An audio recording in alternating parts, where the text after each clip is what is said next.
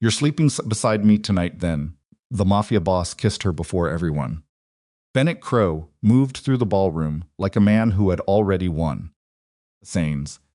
That's what Evelyn Hartwell noticed first, not the gunman flutting through the service doors, not the screaming that tore through $800,000 worth of crystal and candlelight, not even the sound of the first shot punching through the back wall of the Whitmore Grand's ballroom. She noticed Bennett's hands, still relaxed at his sides. While every other person in that room was diving under tables or clawing toward the exits, Callum Wraith's most trusted lieutenant stood with his champagne flute tilted at a comfortable angle, watching the chaos he had purchased unfold, and almost smiled. That was the moment Evelyn understood exactly how deep she had buried herself. She had been working this case for 8 months. 8 months of building a cover story brick by brick, of memorizing every vendor invoice and seating chart and catering contract that could justify her presence inside the Wraith organization's financial orbit. 8 months of sending encrypted reports back to Special Agent Garrett Harlan, and sleeping 3 hours a night and telling herself she was doing what was necessary. And in 60 seconds, one man's almost smile had just rearranged every assumption she had built her survival on. Because Bennett Crow wasn't supposed to be a traitor. He was supposed to be the loyal one. If you've ever been in a room where everything you trusted turns out to be a lie, where the ground you were standing on simply opens up, then you already understand what Evelyn felt behind that pillar. And if you haven't, this story is going to show you exactly what that looks like when the stakes are someone's life. Don't go anywhere. Subscribe to this channel right now so you don't miss what happens next, because this story only gets more dangerous from here. Hit the like button and drop a comment telling me what city or country you're watching from. I want to see how far this story has traveled. Now let's go. The Whitmore Grand's annual charity gala had not been Evelyn's idea of an ideal operational environment. Too many variables, too many civilians, too much marble and mirror surface to account for angles and exit points. But her task force supervisor had been insistent the gala represented one of only 3 occasions per year when Callum Wraith moved in public without the kind of security perimeter that would make close proximity surveillance impossible. So Evelyn had spent 6 weeks positioning herself as the event coordinator. She had shaken hands with the hotel's director of operations. She had tasted the lamb and rejected the salmon. She had stood in this ballroom on 4 separate occasions with a clipboard and a wire beneath her blouse, and she had measured every door. None of those measurements had accounted for Bennett. First gunshot dropped a chandelier bracket. The second hit a waiter in the shoulder. By the third, the room had gone from black tie elegance to pure human terror, screaming, glass, overturned chairs, women losing their shoes on the marble as they ran. Evelyn had gone flat behind a service pillar near the east corridor the moment she heard the doors breach. Instinct, training, the part of her that was not an event coordinator and had never been one. She pressed her back against the marble column and pulled out her phone. No signal. They had jammed it professional equipment, which meant this was not a robbery. This was an execution. She moved her eye past the edge of the pillar and found Callum Wraith in the chaos. He was not running. Of course he was not running. Callum Wraith stood at the center of the ballroom floor, in his black tuxedo with his jaw set, and both hands visible, and he was scanning the room the way a man scans a room when he has survived enough attempts on his life to stop being surprised by them. He was looking for the origin point. He was counting shooters. His 2 bodyguards had materialized from somewhere and flanked him in a triangle formation that they had clearly rehearsed, and even with bullets punching through the rear wall, the 3 of them moved backward toward a pillar in controlled, deliberate steps. Evelyn had read every file her task force had assembled on Callum Wraith. 41 years old, inherited control of the East Coast Syndicate from his father at 26, following what the official record described as a cardiac event and what everyone in the criminal ecosystem understood to be a carefully arranged one. Splitting. Built the organization's revenue streams into something that the Financial Crimes Unit estimated at north of $600 million annually, routed through a maze of real estate holdings, private equity shells, and luxury hospitality investments. No known romantic attachments in 3 years. Reputation for coldness so consistent it had become almost mythological. The files had not conveyed what he looked like when he was doing the math on his own survival in real time. He was not cold, he was contained. There was a difference, and Evelyn registered it even from 40 feet away, even with her pulse hammering in her ears. Then she looked at Bennett again. Bennett Crow had finally set down his champagne flute. He was moving now not toward Callum, not toward the exits, but toward one of the gunmen near the east service entrance. They exchanged 4 words that Evelyn could not hear above the noise. The gunman nodded. Bennett checked his watch. Evelyn's stomach dropped through the marble floor. She had read Bennett's file, too. 15 years in the organization. Callum's father had brought him in when Bennett was 22 and kept him close for a decade before. Callum inherited him along with everything else. He ran the organization's day-to-day enforcement operations. He was the one who handled disputes and managed territory negotiations and ensured that the people who were supposed to be afraid remained afraid. He was, according to every source and every informant that Evelyn's task force had developed over 3 years of investigation, the one person inside the Wraith organization that Callum Wraith actually trusted. And he was timing the assassination attempt on his watch. Evelyn pressed back behind the pillar and forced herself to breathe through her nose. Options. She needed options. Her sidearm was in the equipment bag behind the east bar 70 feet of open ballroom floor away. Her backup communication device was in the event coordinator's office on the 3rd floor.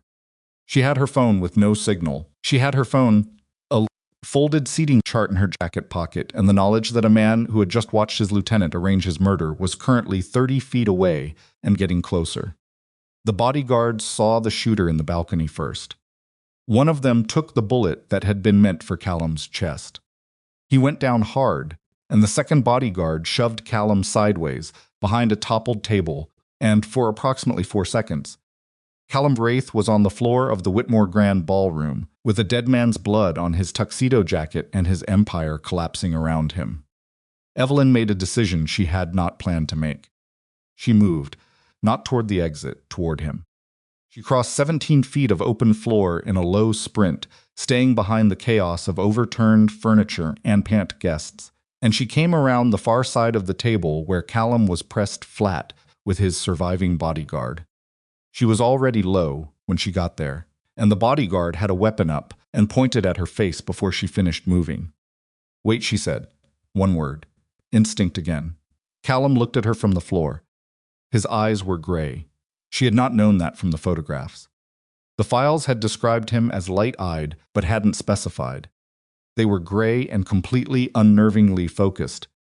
Sound, and they moved over her face in about 2 seconds with the kind of assessment that she associated with people who had spent their professional lives deciding very quickly whether someone was a threat.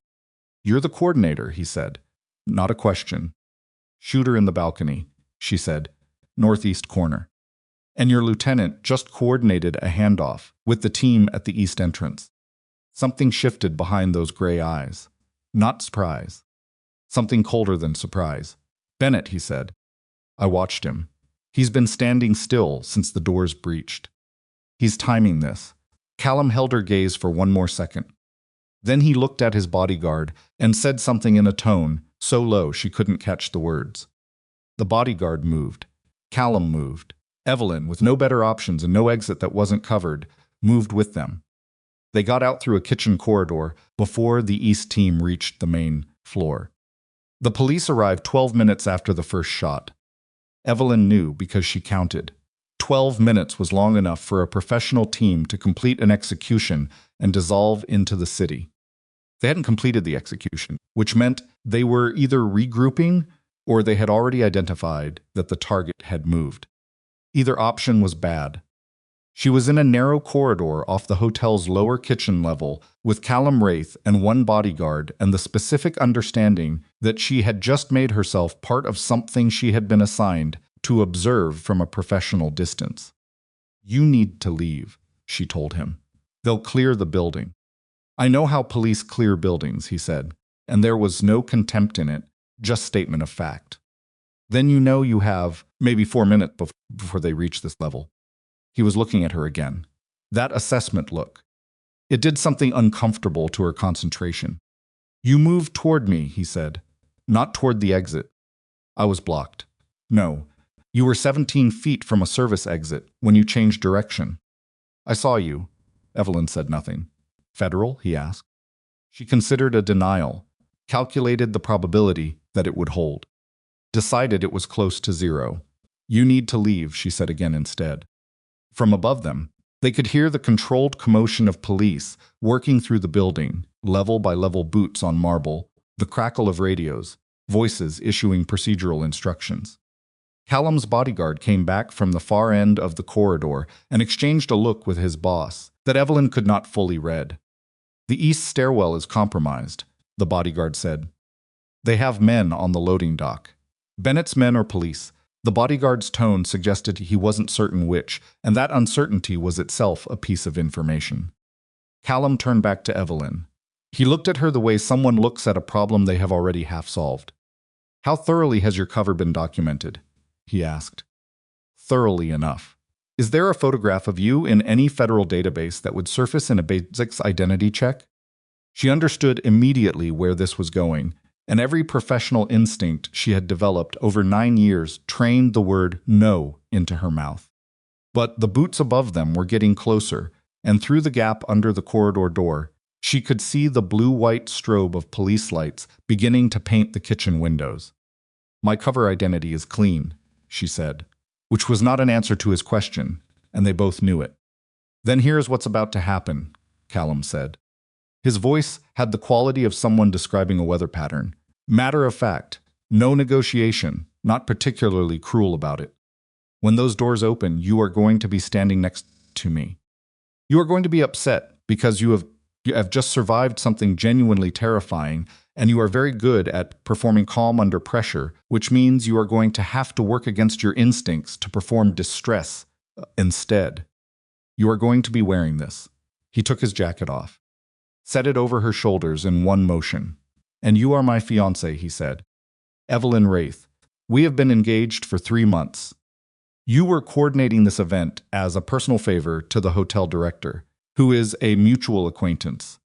Your name appears on no federal roster, and you have no outstanding connection to any law enforcement body, because your cover is clean. Yes? You cannot be serious. Someone in my organization just tried to have me killed, he said, and for the first time his voice had something in it that wasn't controlled something that sounded like the word betrayal without using it. And the only person in that building who identified him was you. I need to know why you were watching him, and you need to not be arrested in the next 90 seconds. So yes, I am completely serious. Evelyn looked at him. The boots were on the kitchen stairs now. This destroys my cover, she said.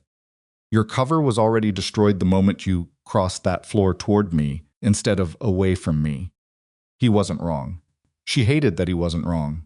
The corridor door opened, and the flashlight beams found them Callum Wraith in his white dress shirt with blood that wasn't his on the cuff, and Evelyn beside him in his jacket, and the bodyguard with both hands visible and carefully non-threatening. A uniformed officer stepped through first. Behind him, a detective in a gray suit with his badge out. Sir, we need everyone to. My name is Callum Wraith, Callum said. Not aggressive, not defensive. Simply the delivery of information that he expected to be received and processed.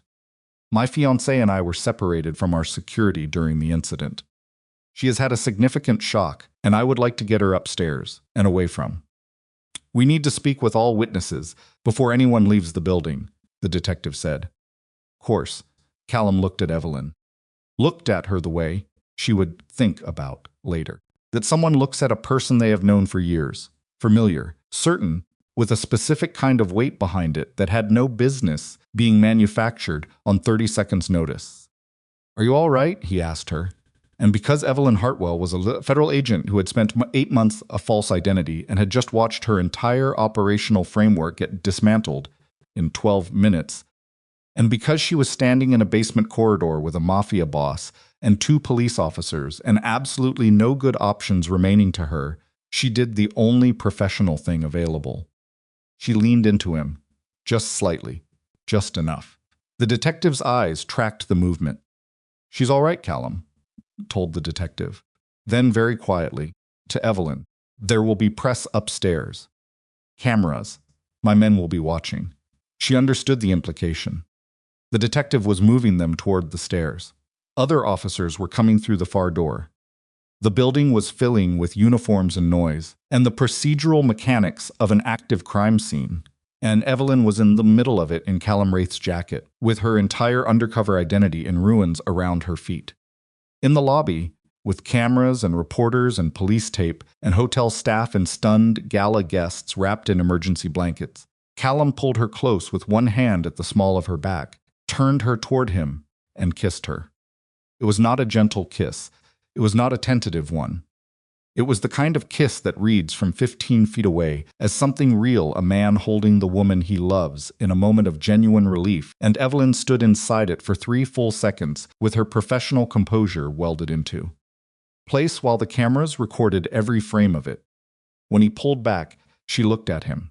His expression gave her nothing.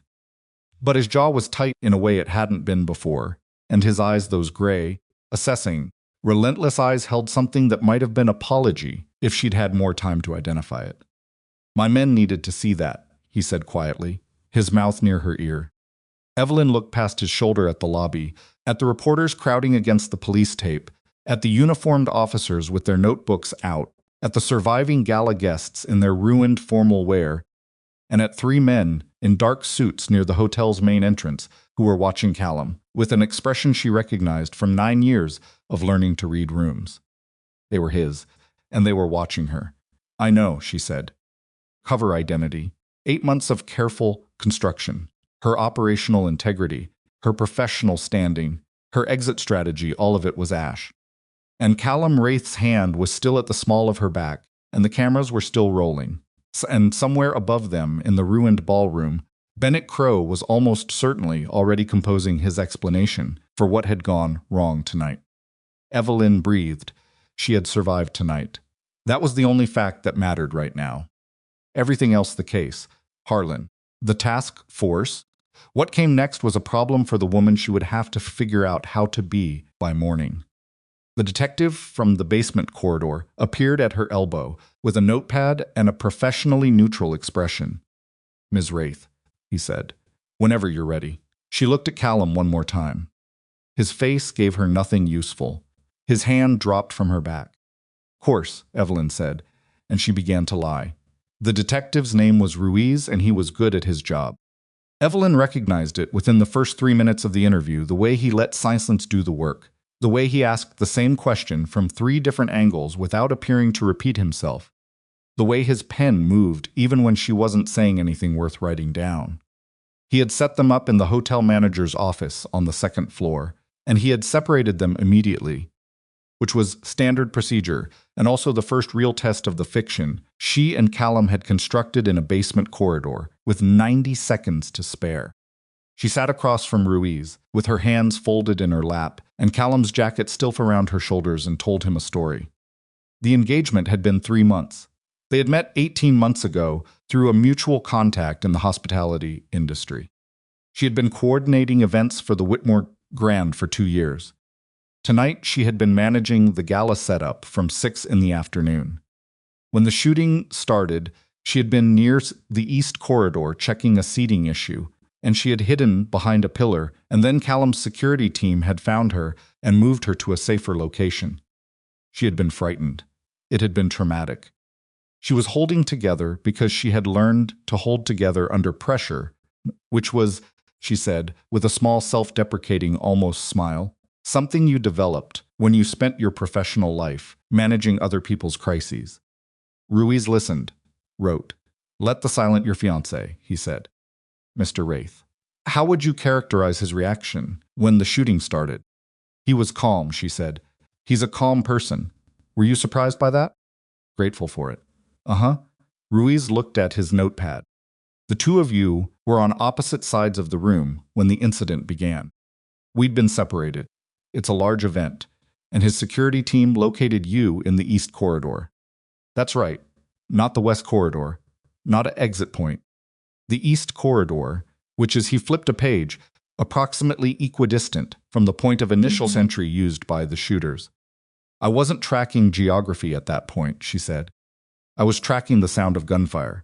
Ruiz looked at her for a moment that lasted exactly long enough to be uncomfortable. Of course, he said, and wrote something down. She answered 11 more questions. None of them were the question he actually wanted to ask, which was, who are you really? He didn't have enough yet to ask it directly. She could see him deciding, behind his professionally neutral eyes, and arriving at the conclusion that he would need to run her identity through channels before he could push any harder. That gave her a window, not a large one.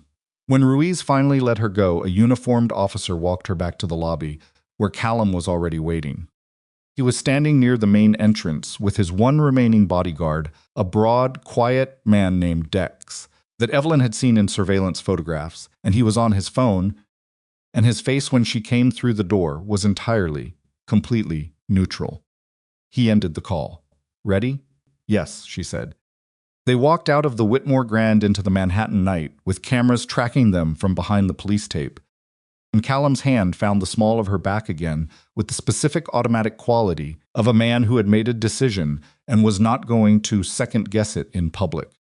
The car was already at the curb, black, armored, engine running. Dex opened the rear door. Callum put her in first. The door closed, and Manhattan disappeared behind tinted glass, and they were alone for the first time, and the fiction between them dropped like a curtain hitting a stage floor. How much does Ruiz have? Callum asked. Not enough to hold me. Enough to make him curious. How long before he runs your identity through federal channels? 48 hours. Maybe less if he has the right contacts. Callum looked out the window at the city going past. The muscle in his jaw moved once, and when he does, my cover identity is documented. It'll hold a standard check. Standard check, he repeated. Not contempt. Just the specific register of a man identifying the difference between sufficient and sufficient enough. It'll hold, she said again, and hated that she wasn't certain. He turned to look at her. In the dark interior of the car, with the city light moving across his face in patterns, he looked exhausted in a way he hadn't permitted himself to look inside the hotel. Not physically exhausted, something deeper than that. The kind of tired that comes from discovering that the architecture of your world has a load-bearing wall you didn't know was compromised. Tell me what you saw, he said. Exactly. So she told him. From the moment the doors breached to the moment she identified Bennett's body language, the handoff with the gunman near the east entrance, the way he'd checked his watch. She told it the way she would have told it in a debrief, sequentially, without editorial, stripping it to observable behavior. Callum listened without interrupting. When she finished, he was quiet for long enough that the car made 2 turns. The watch, he said finally. Yes, he checked it before the team moved on my position. About 40 seconds before. Another silence. 15 years, Callum said. She didn't say anything to that. There wasn't anything useful to say to it. He sat at my father's table, he said, still looking out the window. He was the one who told me when I was 26 and had just buried my father and didn't know which of the men around me were going to try to take what he'd left. Bennett was the one who said, I'm with you. Looked me in the eye and said it. I know, Evelyn said. And then, because it came out before she could stop it, I'm sorry. He looked at her, the assessment again, but different this time, less like evaluation, more like he was trying to understand why she'd said it. You're not supposed to be sorry for me, he said. I know that too. The car stopped. They were somewhere on the Upper West Side, pulling into the underground entrance of a building that Evelyn's task force had documented as one of Callum's secondary residential properties. Not the primary penthouse, somewhere he could go when the primary location was a known coordinate. Smart. Dex got out first, swept the garage, came back and opened Callum's door, and they went inside. The apartment was the 6th floor of a pre-war building that had been gutted and rebuilt into something stark and carefully, spare, clean lines, dark wood, none of the aggressive display of wealth that Evelyn had expected and that the financial records had suggested he could afford. Books on the shelves, were actually red. She could see the cracked spines from across the room. There was a jacket thrown over the back of a desk chair that looked like it had been there for a week. Coffee mug on the kitchen counter that nobody had washed. Like green wood splitting. It looked like someone actually lived here. She didn't know why that unsettled her more than the marble and the armed guards would have. Dex stationed himself at the entrance. A second man she hadn't seen before appeared from somewhere in the back, exchanged a look with Callum, and disappeared again.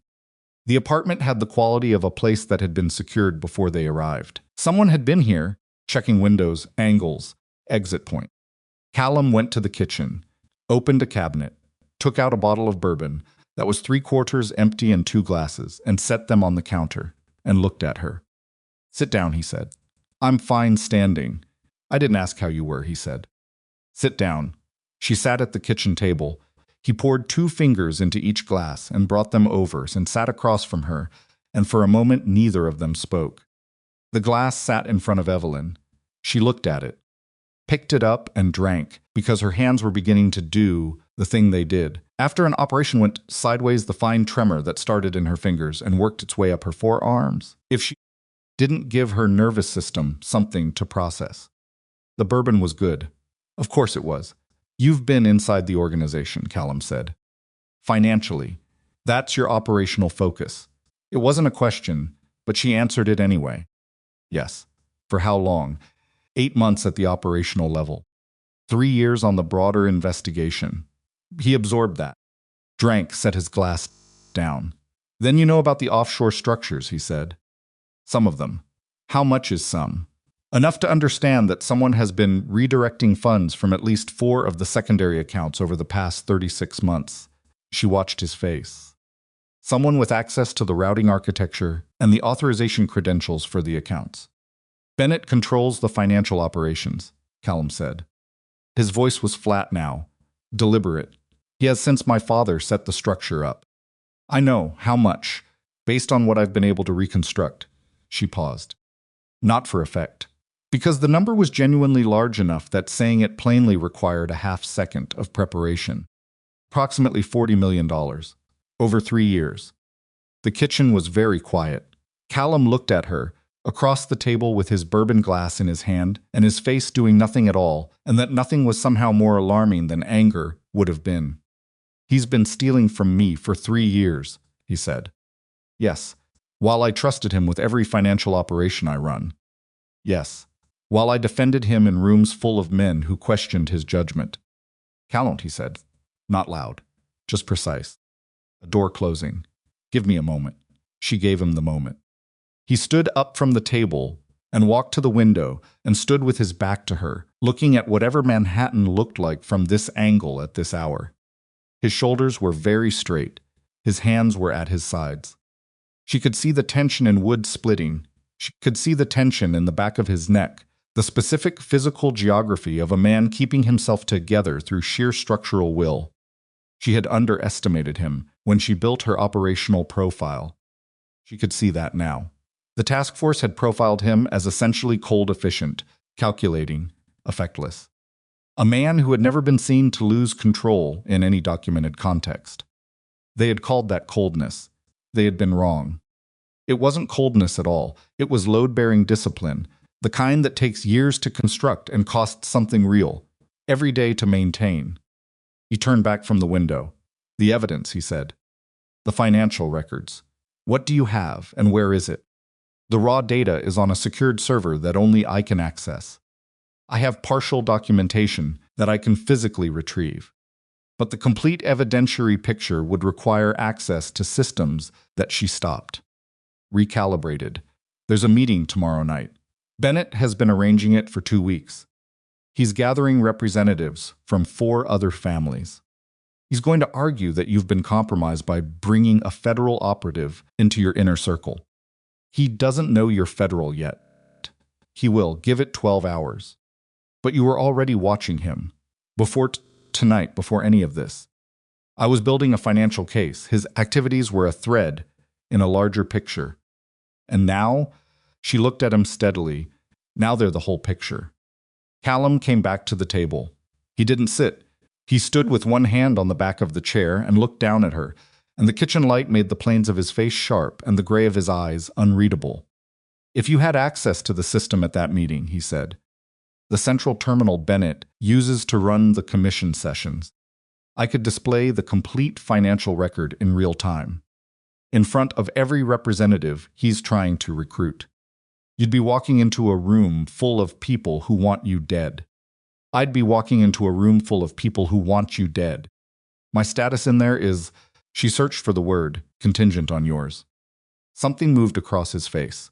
Not quite amusement. Not quite respect. Something that existed in the territory between them. "You'd do it," he said. Not like a question. Like a man recognizing something he wasn't expecting to find. "I need what's on those servers," she said. "For my case. You need what's in those servers revealed in a room where it ends Bennett's play. We have the same tactical objective from opposite directions. That's a very clean way to describe a situation that is not remotely clean." "I know." He pulled the chair out and sat back down. Leaned forward on his forearms, close enough that she could see the blood on his cuff, clearly now dried, darkening to brown at the edges. Someone else's blood. The bodyguard who had stepped in front of the shot meant for him. "There are conditions," he said. "I assumed there would be. You stay here tonight. The penthouse is a known location. Bennett has people watching it. This address is clean. You'll take the second bedroom." She registered the word second and felt something in her chest that she did not examine. "What else?" she said. "Tomorrow, in any context where my men can observe us, the engagement holds. We're together. You don't break that under any circumstances, not with Dex, not with anyone on my staff, not on the phone." "Understood. And you tell me everything you know about the federal side of this. Not what you're authorized to share. Everything. Because if your people are looking at me, I need to know what angles they're working and who they're working them through." Evelyn sat with that for a moment. What he was asking was not small. What he was asking was essentially for her to hand him her operational knowledge of a federal investigation in which he was a primary target. It would be career-ending if anyone found out. It might be worse than that. She thought about Ruiz's pen moving when she wasn't saying anything worth writing down. She thought about the detective's eyes and the 48-hour window and the fact that her task force's position on Callum Wraith had been built over 3 years, from a foundation that assumed Bennett Crow was loyal. "My handler is Special Agent Garrett Harlan," she said. "He runs the Financial Crimes Task Force out of the field office on Varick Street. He's been the operational supervisor for the Wraith investigation since it began." "Do you trust him?" She opened her mouth, closed it. Opened it again. "I did," she said. Callum watched her. "He pushed very hard for me to be at this gala," she said.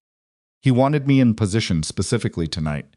He was insistent about it in a way that she stopped. The thought she hadn't let herself finish was assembling itself with a speed that made her stomach pull tight. He was insistent about the timing. He knew about the gala weeks before it was publicly announced. "Bennett arranged the gala," Callum said, "as a charitable function for the organization. The guest list was internal for the first 3 weeks of planning." Kitchen was very quiet again. "I need to make a call," Evelyn said. "Not yet," Callum said. "Not until we know what we're calling into." She looked at him, at the blood on his cuff, at the exhaustion behind his eyes that he wouldn't name, at the man who had kissed her in a hotel lobby to protect her cover and was now sitting across from her in a spare kitchen in the middle of the night, offering her conditions instead of threats, which was, she was beginning to understand not how she had been trained to expect this to go. "You're not going to use this against me," she said. "Federal thing. You're not could," he said simply. "But you're not. I'm not," he agreed, "because using it against you doesn't solve my problem. Bennett is my problem. You're the tool I need to solve it." She nodded slowly. "That's honest." "I find honesty efficient," he said. "It eliminates a significant amount of follow-up work." They looked at each other across the table in the spare, lived-in kitchen, and neither of them looked away. And Evelyn thought, 8 months. 8 months of building a false identity around the edges of this man's life, and she had been wrong about almost everything that mattered. Not wrong about what he was, wrong about what that meant. Dex appeared in the kitchen doorway. "We have movement on the north perimeter," he said. "Looks like basements, people." Callum stood. The exhaustion went away, or rather, it went somewhere behind a wall, stored there efficiently. How many 2 vehicles? Staged, not moving. Could be surveillance. "It's a message," Callum said. "He wants me to know he's watching." He looked at Dex. "Let him watch, don't engage." Then to Evelyn, "Get some sleep." "I won't sleep, I know." "Try anyway." He picked up his bourbon glass and walked toward the hallway, and then stopped. Half-turned. The bodyguard tonight, Marcus. He'd been with me for 4 years. She understood he wasn't asking for comfort. He was filing it somewhere the specific weight of the name, the specific length of time. He was doing the accounting that had to be done. "I'm sorry," she said again. The second time tonight. He nodded once. Went down the hallway.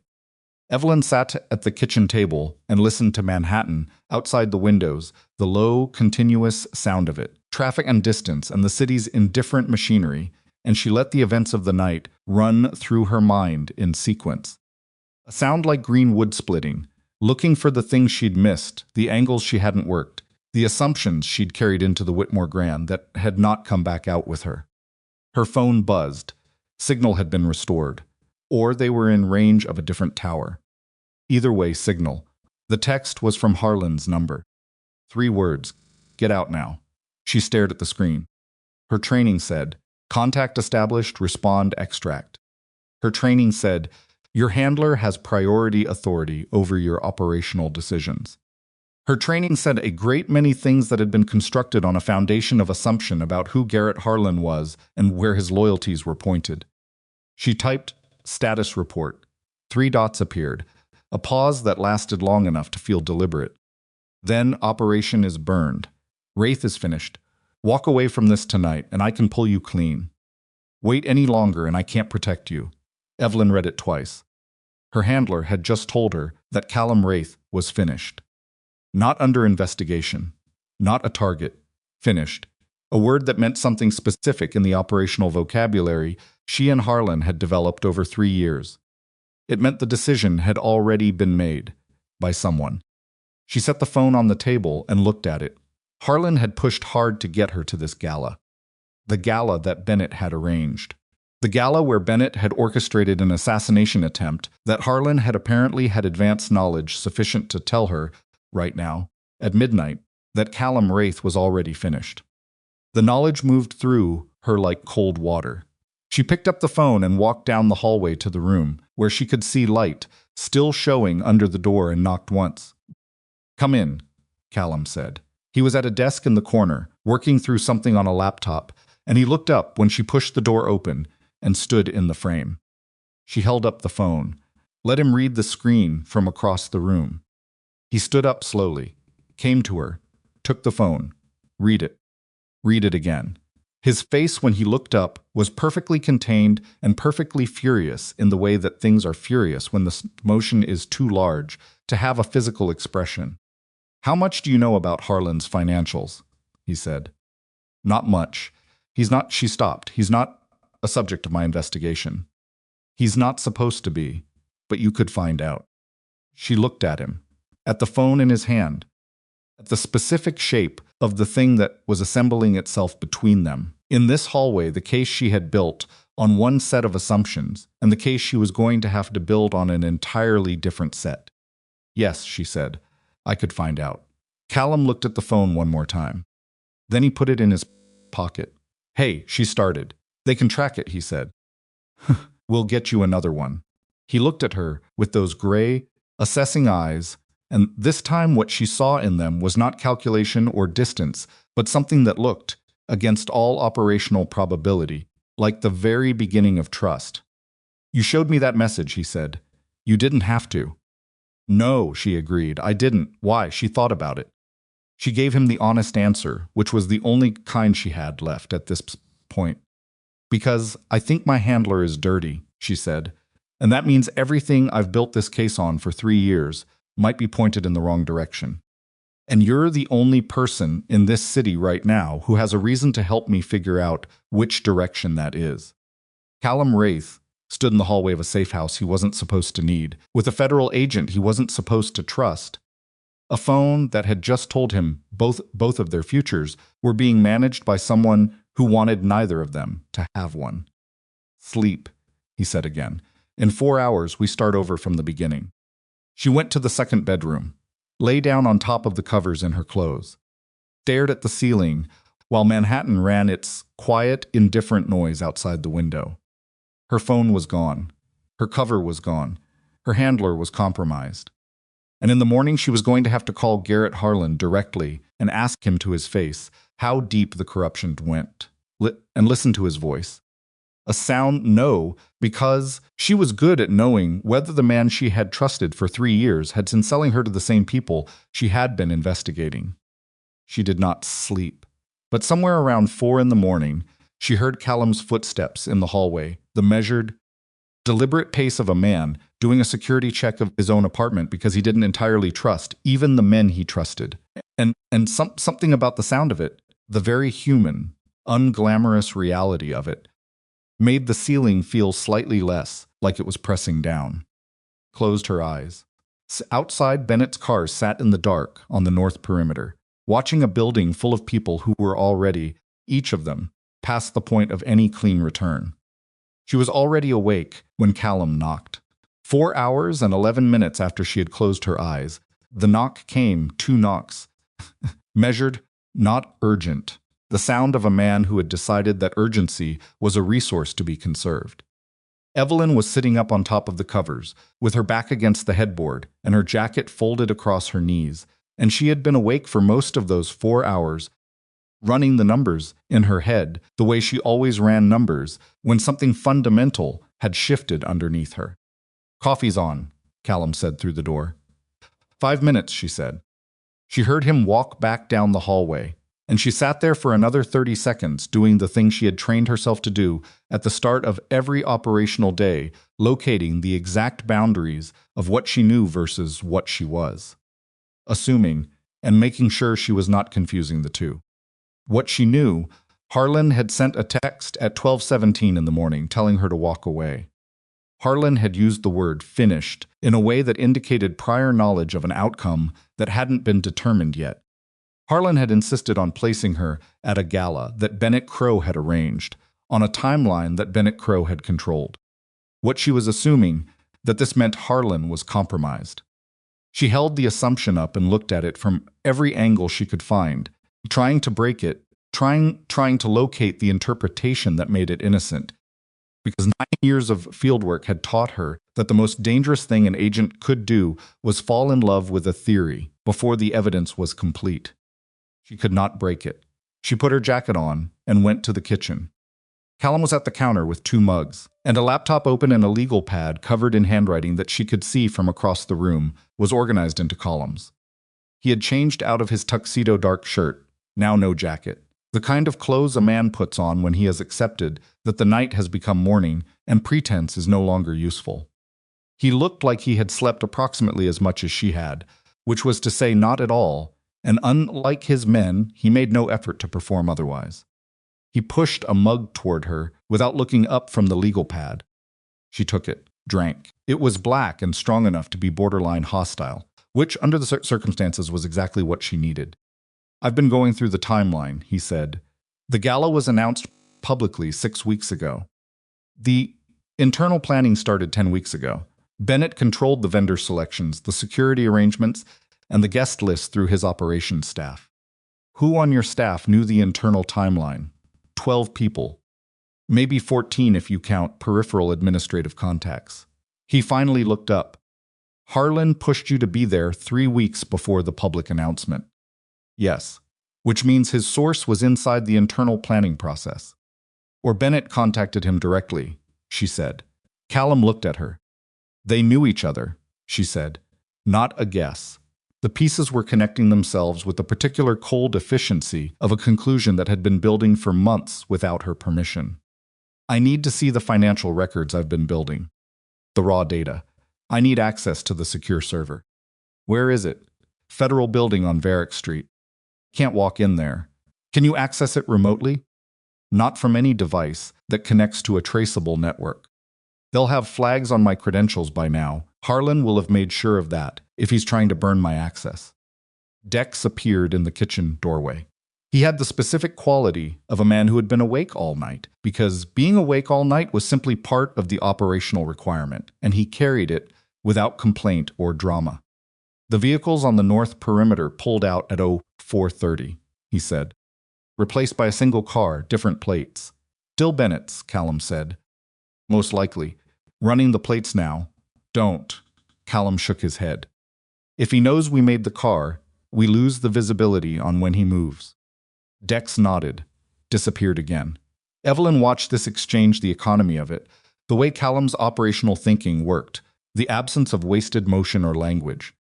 She had spent 3 years building a profile of this man from the outside, from financial records and surveillance photographs and informant accounts, and the profile had been accurate in its broad lines and wrong in almost every detail that mattered. The profile had described a man who ruled through fear.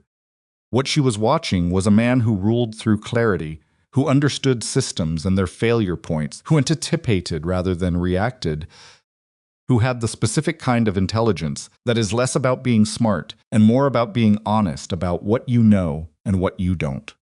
It made him more dangerous than the profile had suggested. It also made him, against every professional judgment she possessed, someone she was beginning to actually respect. She pushed that observation into a locked room and kept it there. There's another option, she said, for the server access. I have a contact, not federal private, a forensic analyst who's done contract work for the task force before. She's independent, she's careful, and she owes me a favor that I have never called in because I was saving it for something I couldn't do through official channels. You'd trust her with this. I'd trust her with the technical side. She doesn't need context. She just needs a target architecture and a credential set. And your credentials haven't been burned yet. I don't know. That's what I need to find out. She wrapped both hands around the coffee mug. I need to call Harlan. The kitchen went quiet in a specific way. You want to call the man who may have tried to have you killed, Callum said. I want to call the man who may have tried to have me killed and listen to him talk. Because Harlan is careful, but he's not as careful as he thinks he is. And if I ask him the right questions in the right sequence, he'll tell me more than he means to. Callum studied her. What questions? I want to know how he knew about the coup. Specifically, I want to know what language he uses to describe it, because there are 3 or 4 words that would tell me whether his information came from an official source or from direct contact with Bennett. And if his information came from Bennett, then my task force has been running a parallel operation to the one I was assigned to, she said. And I've been the face of an investigation that someone else has been controlling the outcome of for a very long time. She watched that land. Watched him absorb it with the same contained, careful quality he brought to everything. Use Dex's phone, he said. It's clean. She made the call from the second bedroom with the door half open, because Callum had asked and she had agreed without discussion. And she sat on the edge of the bed with Dex's phone in her hand and Harlan's number pulled up and let herself breathe for 10 seconds before she hit call. It rang twice. Evelyn, Harlan's voice. Careful, controlled with the specific texture of a man who had been awake waiting for this call. Where are you? Somewhere safe, she said. I need a status report on the operation. I sent you a status report at midnight. I need a verbal one. Pause. Brief but present. The operation is over, Harlan said. The situation at the Whitmore escalated beyond what we can manage. I'm pulling the task force back, and we're going to regroup. Garrett. She used his first name deliberately. She almost never used his first name. How did you know about the coup? Silence. Not the silence of a man thinking. The silence of a man landing on something he had been hoping she wouldn't ask directly. We have multiple intelligence streams, he started. Which streams? Steam, specifically. Because the coup was organized entirely through Bennett Crow's internal network, and we don't have any penetration of that network in our operational documentation. So I'm asking you specifically, which intelligence stream gave you advanced knowledge of an internal Wraith organization, power, transition that our entire task force has no documented source for? The silence this time lasted 4 full seconds. "You're still with him," Harlan said. "Answer my question, Evelyn. You need to understand the position you're in right now. You have spent the night in the company of a primary organized crime target. You have compromised your cover identity publicly in front of cameras and law enforcement personnel. Your credibility as an agent is, you know." About the coup, another silence. And then something shifted in Harlan's voice. Something she had never heard in 9 years of working with him. Something that was almost, not quite, but almost like relief. Like a man setting down a weight. "Because I've been in contact with the relevant parties," he said. The room went cold. Evelyn held the phone very still against her ear. "Define relevant parties," she said, and her voice was perfectly level, and she was going to be proud of that later, in whatever later looked like. "Bennett Crow reached out to me 14 months ago," Harlan said. "He had concerns about the direction Callum Wraith was taking the organization. He was looking for cover," she said. "He was looking for a federal shield while he set up his takeover. It's more complicated than that." "It's not. It is exactly that simple, and you know it."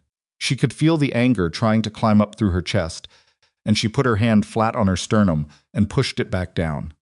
"Not yet. What did he offer you? This conversation is not something I'm going to have over a phone. What did he offer you, Garrett?" The pause this time was different, longer, and when he spoke again, the relief was gone, and what was left was something she recognized from the cases she had built against other men in other rooms. The specific, deflated, cornered quality of someone who had been making a calculation for a very long time and had just watched it come apart. "Enough," Harlan said. "He offered me enough." She closed her eyes for 1 second. "Opened them. And me," she said. "What was I in this? You were the clean face of a legitimate investigation. If Wraith went down, your case was the documentation. If anything went wrong, I was the paper trail," she said. "I was the agent who had gone rogue. I was the story that explained away anything that needed explaining away." "Evelyn, who else on the task force?" "I'm not." "Who else, Garrett?" He told her 2 names. She knew them both. She had worked alongside them both. She had trusted them the way you trust the people who share your operational risk, the fundamental animal trust of people who carry the same danger. She sat with those 2 names for the length of a single breath. "If you come in," Harlan said, "if you walk away from Wraith right now, tonight I can make this manageable. I can shape the narrative. You were in an impossible position. Your cover was blown. You made judgment calls under extreme duress. It's survivable. And Wraith is not your concern. He saved my life last night. He is a criminal enterprise, Evelyn. He is not a person you owe." "He saved my life," she said again. "While the people who were supposed to be my operational support were positioning me as a liability to these. So do not tell me what I owe." The silence on Harlan's end was very complete. "You have until 6 o'clock this evening," he said finally, and the warmth was entirely gone from his voice now, scrubbed out, and what was left was the administrative voice of a man issuing a deadline. "After 6, I can't protect you from what happens to your career, to your record, to your credibility as a witness in any proceeding ever for the rest of your professional life." "I hear you," Evelyn said. "I hope you do." She ended the call. She sat on the edge of the bed in the half-lit bedroom, and she looked at her hands, and she permitted herself her seconds of pure, unmediated response to what she had just learned. Not emotion management, not operational processing, just the raw, physical reality of it, the way her hands had gone to fists on her knees, the way her jaw ached from the pressure she'd been holding there without noticing, the way the last 9 years of her professional life were rearranging themselves in her memory into a shape she didn't recognize. 30 seconds. Then she stood up, put her shoulders back, and walked to the kitchen. Callum looked at her face and said nothing. She sat down across from him and told him everything Harlan had said, word by word, in sequence, leaving out nothing. He listened without interrupting. When she finished, he was quiet for a moment, and then he reached across the table and took the phone from her hand. He looked at it. He put it on the table between them. 2 names, he said. 2 names besides Harlan. Are they the only compromised agents on your task force, or are they the only ones Harlan admitted to? She looked at him. That's the right question. I know it's the right question. I'm asking what your read is. My read is that Harlan wouldn't give me names he didn't have to give me. He gave me 2 names because those 2 were already exposed enough that protecting them wasn't worth the cost. There may be others he kept, which means your task force is not a resource you can access. Not safely. No. And the forensic analyst, your independent contact. She becomes more important, not less. Callum put both hands flat on the table. She had noticed he did this when he was making a decision, grounding himself physically, anchoring to something solid, while he worked through something that had no solid ground anywhere near it. Bennett is meeting with the commission tonight, he said. Not tomorrow. Tonight. He moved it up. How do you know? I got word 20 minutes ago from a source I trust more than I trust most people currently alive. His voice was very even. He moved it up because he knows I survived last night and he needs to lock in the other families before I can counter-organize. Where the Aldermere. Private sub-level conference facility. It's been used for commission sessions for 11 years. She did the math. The meeting Harlan had told her about, the one he'd said was tomorrow, was tonight. Which meant Harlan had given her incorrect information about the timeline. Which meant Harlan had wanted her out of position. He told me tomorrow, she said. I know. He was buying Bennett time. Yes. She looked at her hands on the table, at the specific unremarkable shape of her own knuckles, at the place where her engagement ring was supposed to be, which was empty, because the fiction they had constructed in a hotel corridor hadn't had time to acquire props. If we miss tonight, she said. There is no second window, Callum said. If Bennett consolidates the commission behind him, it doesn't matter what financial evidence we have. The vote of no confidence stands, the families reorganize around his leadership, and the evidence becomes a story that his people dismiss as fabricated by a compromised federal agent working in collusion with a man who lost his empire. And you, his jaw worked, and I become a problem that gets resolved. She understood what that meant. The forensic analyst, she said. Can she move fast? How fast? I need the complete financial architecture on a portable drive by 8 o'clock tonight. The meeting will start at 9. She was already calculating, already building the operational shape of something that 3 hours ago she would have called impossible. I need to contact her without going through any channel Harlan can monitor. I need a clean phone and a physical location that isn't associated with you or with me. I can give you both of those things. And she stopped. The next part was the hardest part. The part that required her to say out loud a thing she had been turning over since the kitchen at 4 in the morning. I need to walk into that meeting with you tonight. And I need to be believable, not as a federal agent and not as an event coordinator. As my fiancée, Callum said, as the woman who chose to stand beside you when she had every reason not to. He looked at her across the table. The gray eyes held something that was not comfortable to look at directly, something too honest, too unguarded, for a man who had built his entire survival architecture on never being unguarded. That's not entirely a performance anymore, he said. She held his gaze. No, she said, it's not. The next 4 hours moved with the specific compressed velocity of time, under operational pressure each minute, accountable to the next, no room for anything that didn't serve the immediate purpose. Callum made 3 calls she wasn't present for. When he came back, he had a clean phone, a black card with an address in Midtown, and a name he hadn't needed to explain further, because the person he'd called had simply made it happen, which told her something about the infrastructure he was working from. She called her forensic analyst a woman named Dana Rusk.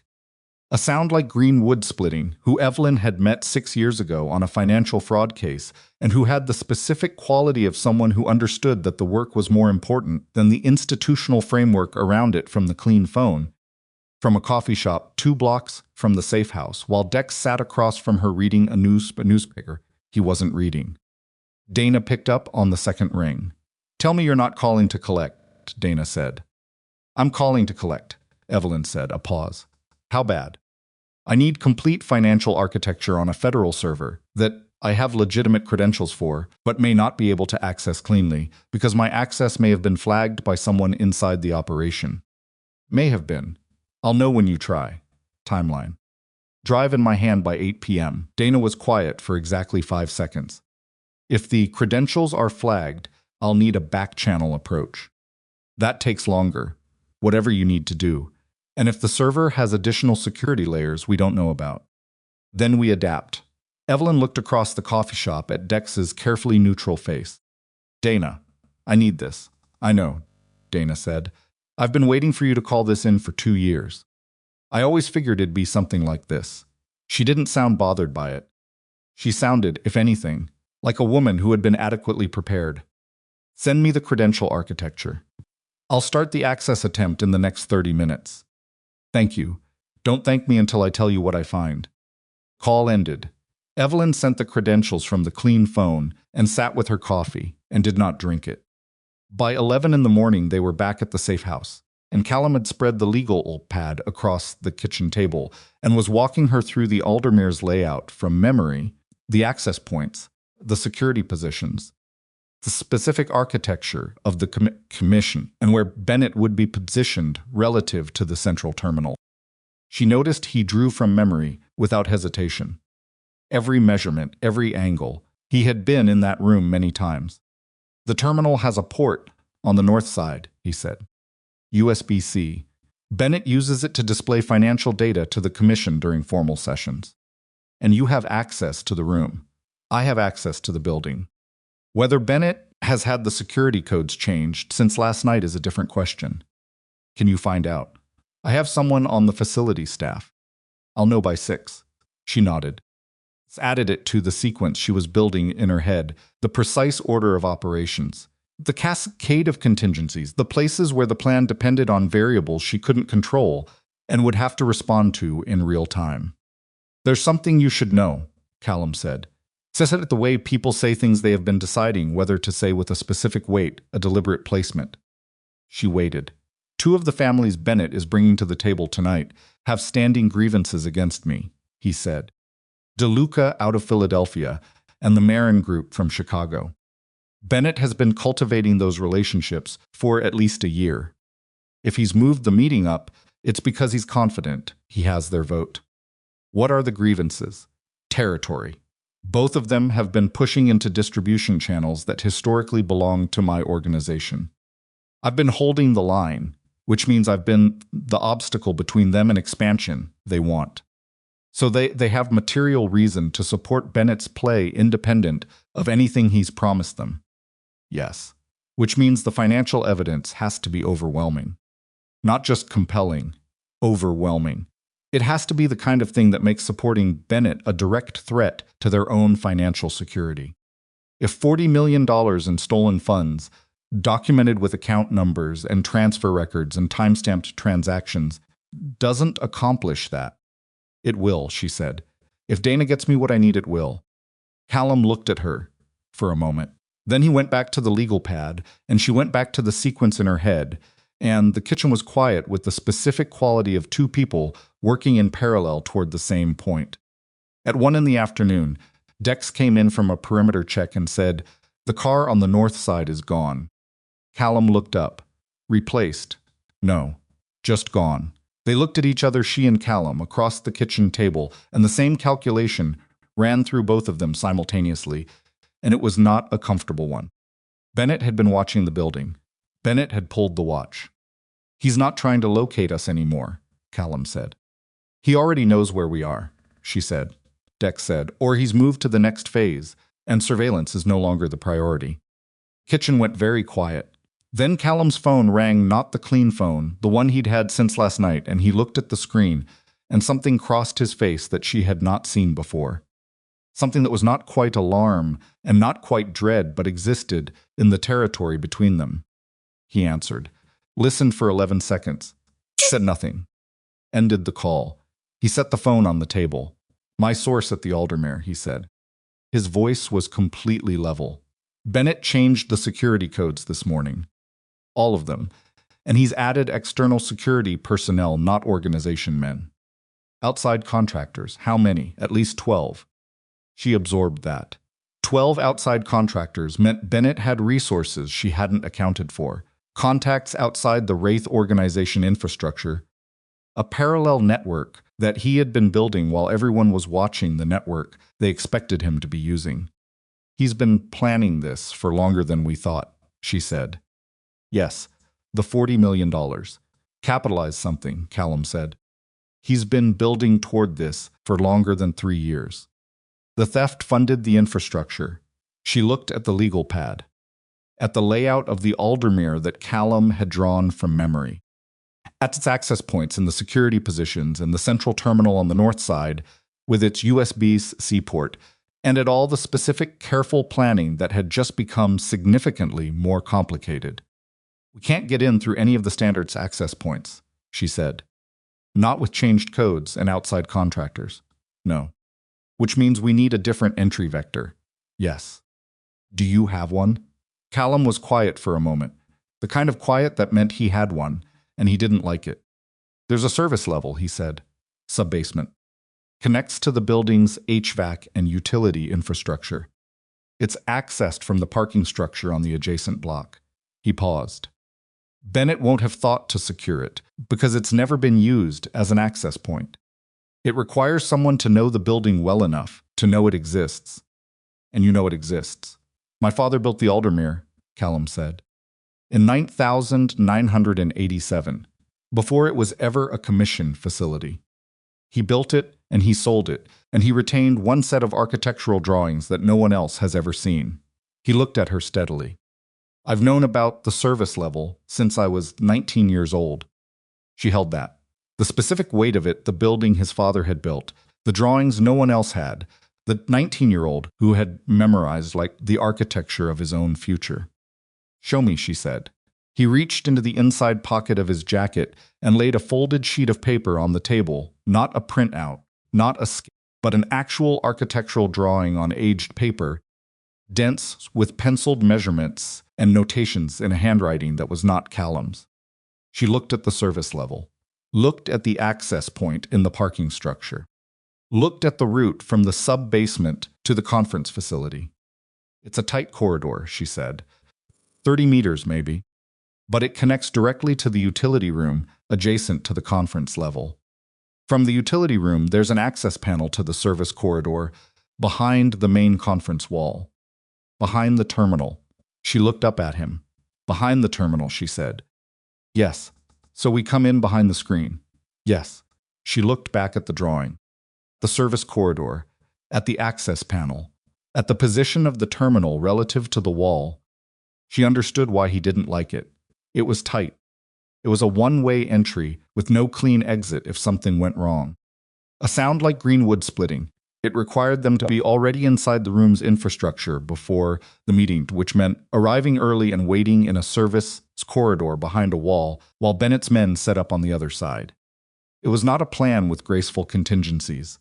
It's the only way in, she said. Yes, he said. Then it's the plan. She looked at the drawing one more time. At the penciled notations in the dead man's handwriting.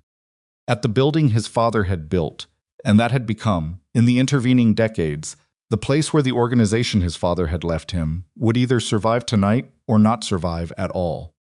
Callum, she said. He looked at her. When I access that terminal, when the screens go, Liv, there's no taking it back. Whatever's on that drive, the entire room sees it in real time, including things that may not only damage Bennett. He held her gaze without flinching. I know what's on those accounts, he said. I know what the organization has done. I've known for a long time. And you're willing to have it displayed. I'm willing to do what's necessary to keep what's mine and end what Bennett started, he said. What the commission sees tonight stays in the commission. What you do with your evidence after, that's a conversation for after. That conversation is going to be difficult. Most honest conversations are, he said. Her phone, the clean phone, buzzed on the table. She looked at the screen. Dana Rusk. Text message. 4 words, I'm in. Call me.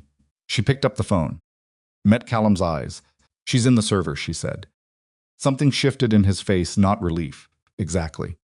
The acknowledgement that one variable had resolved in their favor, and that The next 12 hours were going to depend on all the variables that hadn't resolved yet.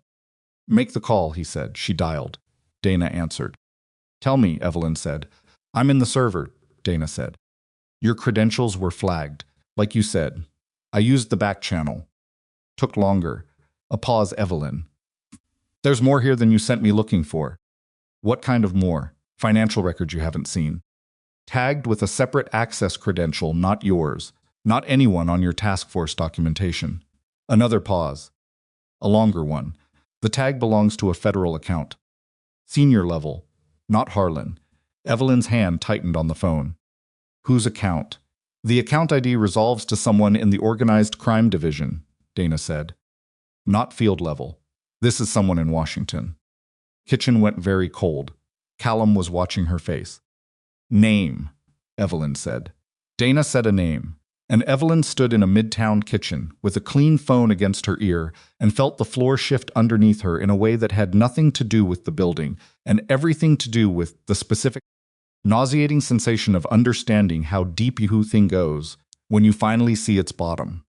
Because the name Dana said was not a name she had ever been told to look at. It was the name of the person who had created the task force. The person who had assigned Harlan. The person who had 3 years ago sat across from Evelyn in a conference room in Washington, D.C. and told her that this scene was the most important financial crimes case the division had seen in a decade, and that they needed their best people on it, and that they were counting on her. The person who had sent her here. "Send me everything," Evelyn said. Her voice was her own, and it was steady and was not proud of it this time, because the steadiness felt less like control and more like the specific numbness that comes before the full weight of something arrives. "Already packaging it," Dana said. "Drive will be ready by 7. She ended the call. She stood very still for a moment.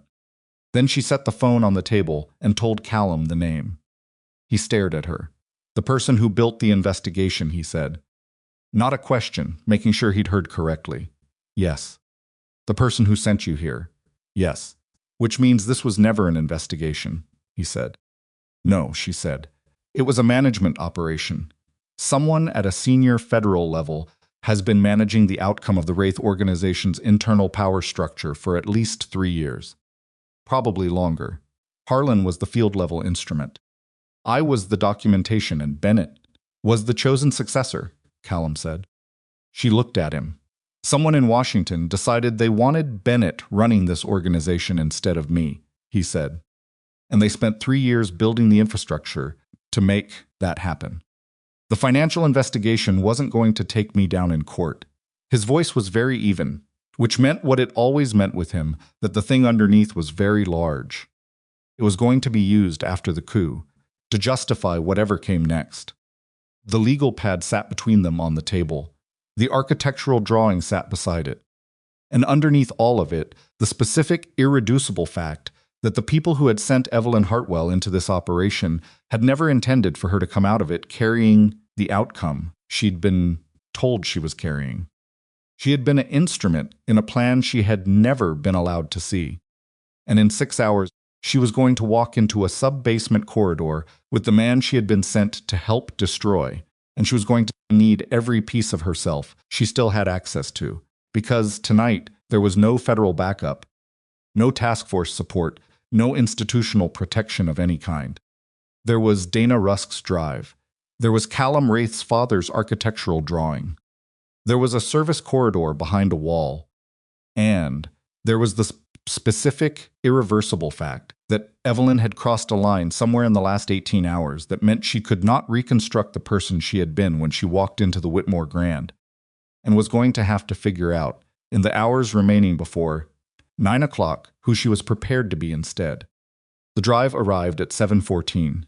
Dana sent it through a courier she trusted, a young woman in a bicycle messenger jacket who handed Evelyn a padded envelope at the corner of 53rd and 8th without making eye contact or breaking stride. The kind of handoff that existed in the operational space between professional and invisible.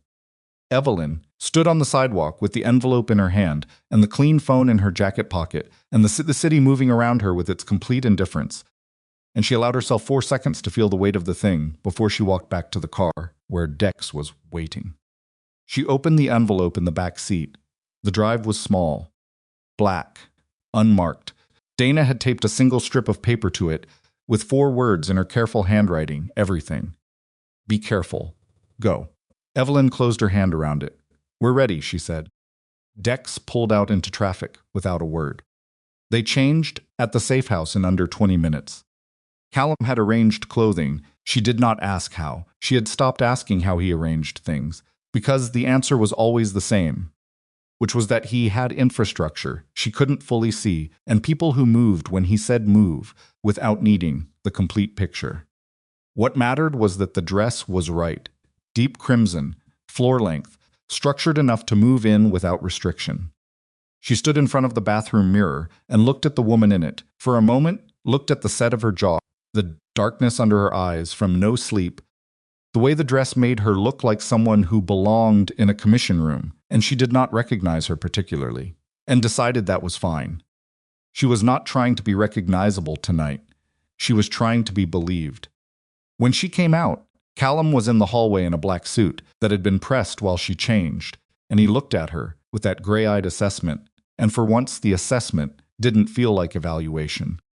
It felt like the specific way a person looks at someone they are going to walk into danger alongside. The service corridor, he said. We'll need to be inside the sub-basement by 8:15. The session starts at 9, but Bennett's people will begin sweeping the conference level at 8:30. Dex stays with the car. The corridor is too tight for 3. She nodded. 2 things, he said. When we get in the room, when I open those doors, you walk in with me. Not behind me. With me. Understood. What's the second thing? He looked at her for a moment. The hallway was very quiet. Outside, she could hear traffic, the distant sound of the city doing what cities do, unconcerned with what was about to happen, 9 floors underground, in a room full of men who had built their power on other people's fear. Whatever happens after tonight, he said. Whatever shape this takes, you made a choice when you showed me Harlan's text. You didn't have to. I want you to know I haven't forgotten that. She looked at him. Don't thank me yet, she said. I'm not thanking you, he said. I'm telling you I see it. She held his gaze for 1 more second. Then she picked up her clutch, the drive was inside, pressed against a flat battery pack that Dex had produced from somewhere, and a clean phone, and a folded copy of the architectural drawing, and she walked toward the door. The parking structure on the adjacent block to the Aldermere was 7 stories of stacked concrete with the specific quality of a space designed to be forgotten. They left the car on the 4th level and went down on foot, Callum leading. A sound like green wood splitting, moving with the practiced ease of him, had walked this route in his head enough times that his body simply knew it through a stairwell that hadn't been maintained recently enough. Down past the sub-basement door marked utility access, no entry, and through a lock that Callum opened with a physical key, not a code. Physical key, mechanical lock, nothing electronic, nothing that could be changed by a security code reset. His father's, built to access into the original 1987 architecture, and Bennett had not known to close it because Bennett had not known it existed. The corridor on the other side was narrow and low and smelled of concrete dust and recycled air. And the lighting was a series of utility bulbs on a pull-chain system that Callum activated 1 by 1 as they moved forward. 30 meters, he had said. It felt longer in the dark, with her heels making small sounds on the concrete that she was consciously minimizing, and the dress an impossible incongruity against the raw infrastructure around her. At the far end of the corridor, a metal door.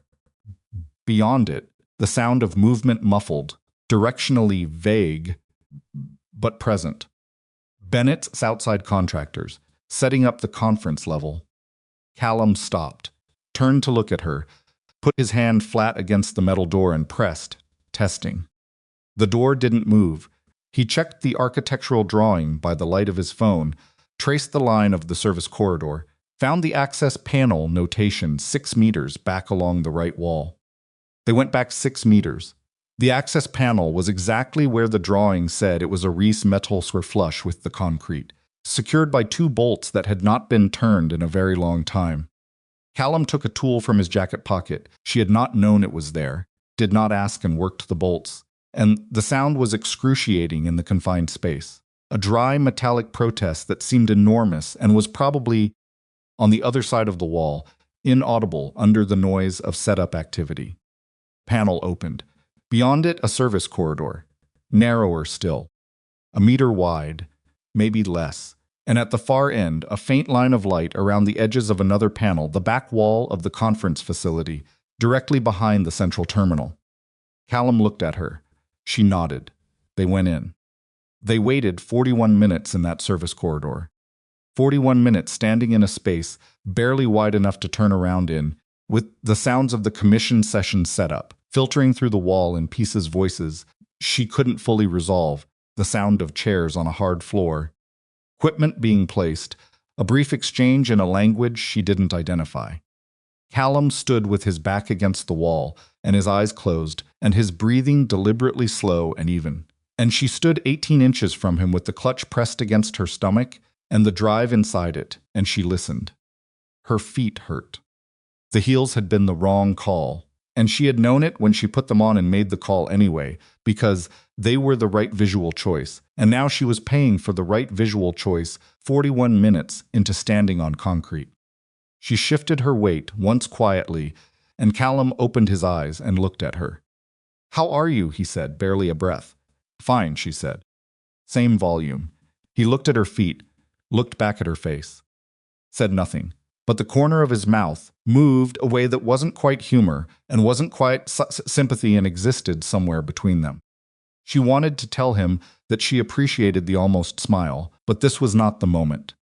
At 8:57, the activity on the other side of the wall changed quality, the setup noise, giving way to the specific, weighted quiet of a room filling with people who were not supposed to be making noise. The sound of suits. The sound of men who understood that the occasion required a certain performance. Callum opened his eyes. He was completely still. His right hand was at his side, and she could see the line of a weapon in his jacket that she had not seen before and was not going to ask about. At 9:03, she heard Bennett's voice. She had never heard it in person. It's like green wood splitting. She had heard it in surveillance recordings, cleaned up and compressed into headphones in a task force conference room.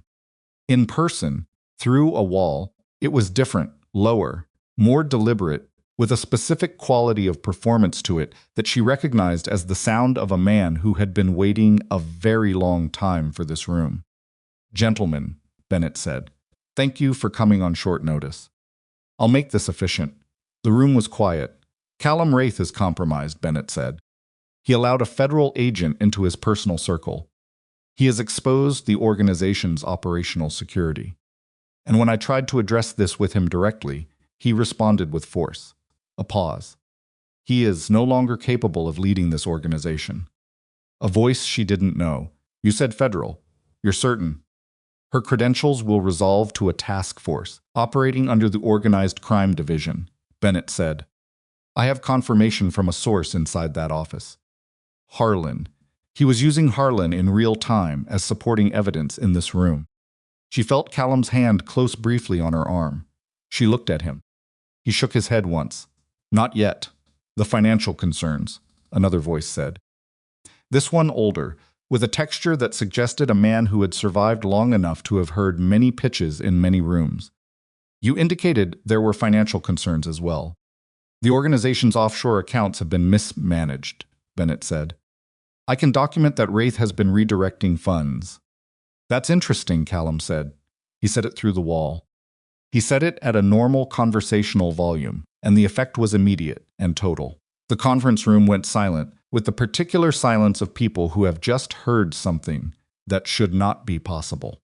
Callum looked at Evelyn. "Now," he said. She found the edge of the access panel with her fingers, felt the release mechanism that the architectural drawing had marked, pushed. Panel swung open. Light flooded in the hard white light of a properly lit conference facility, and she and Callum stepped through the wall into the room.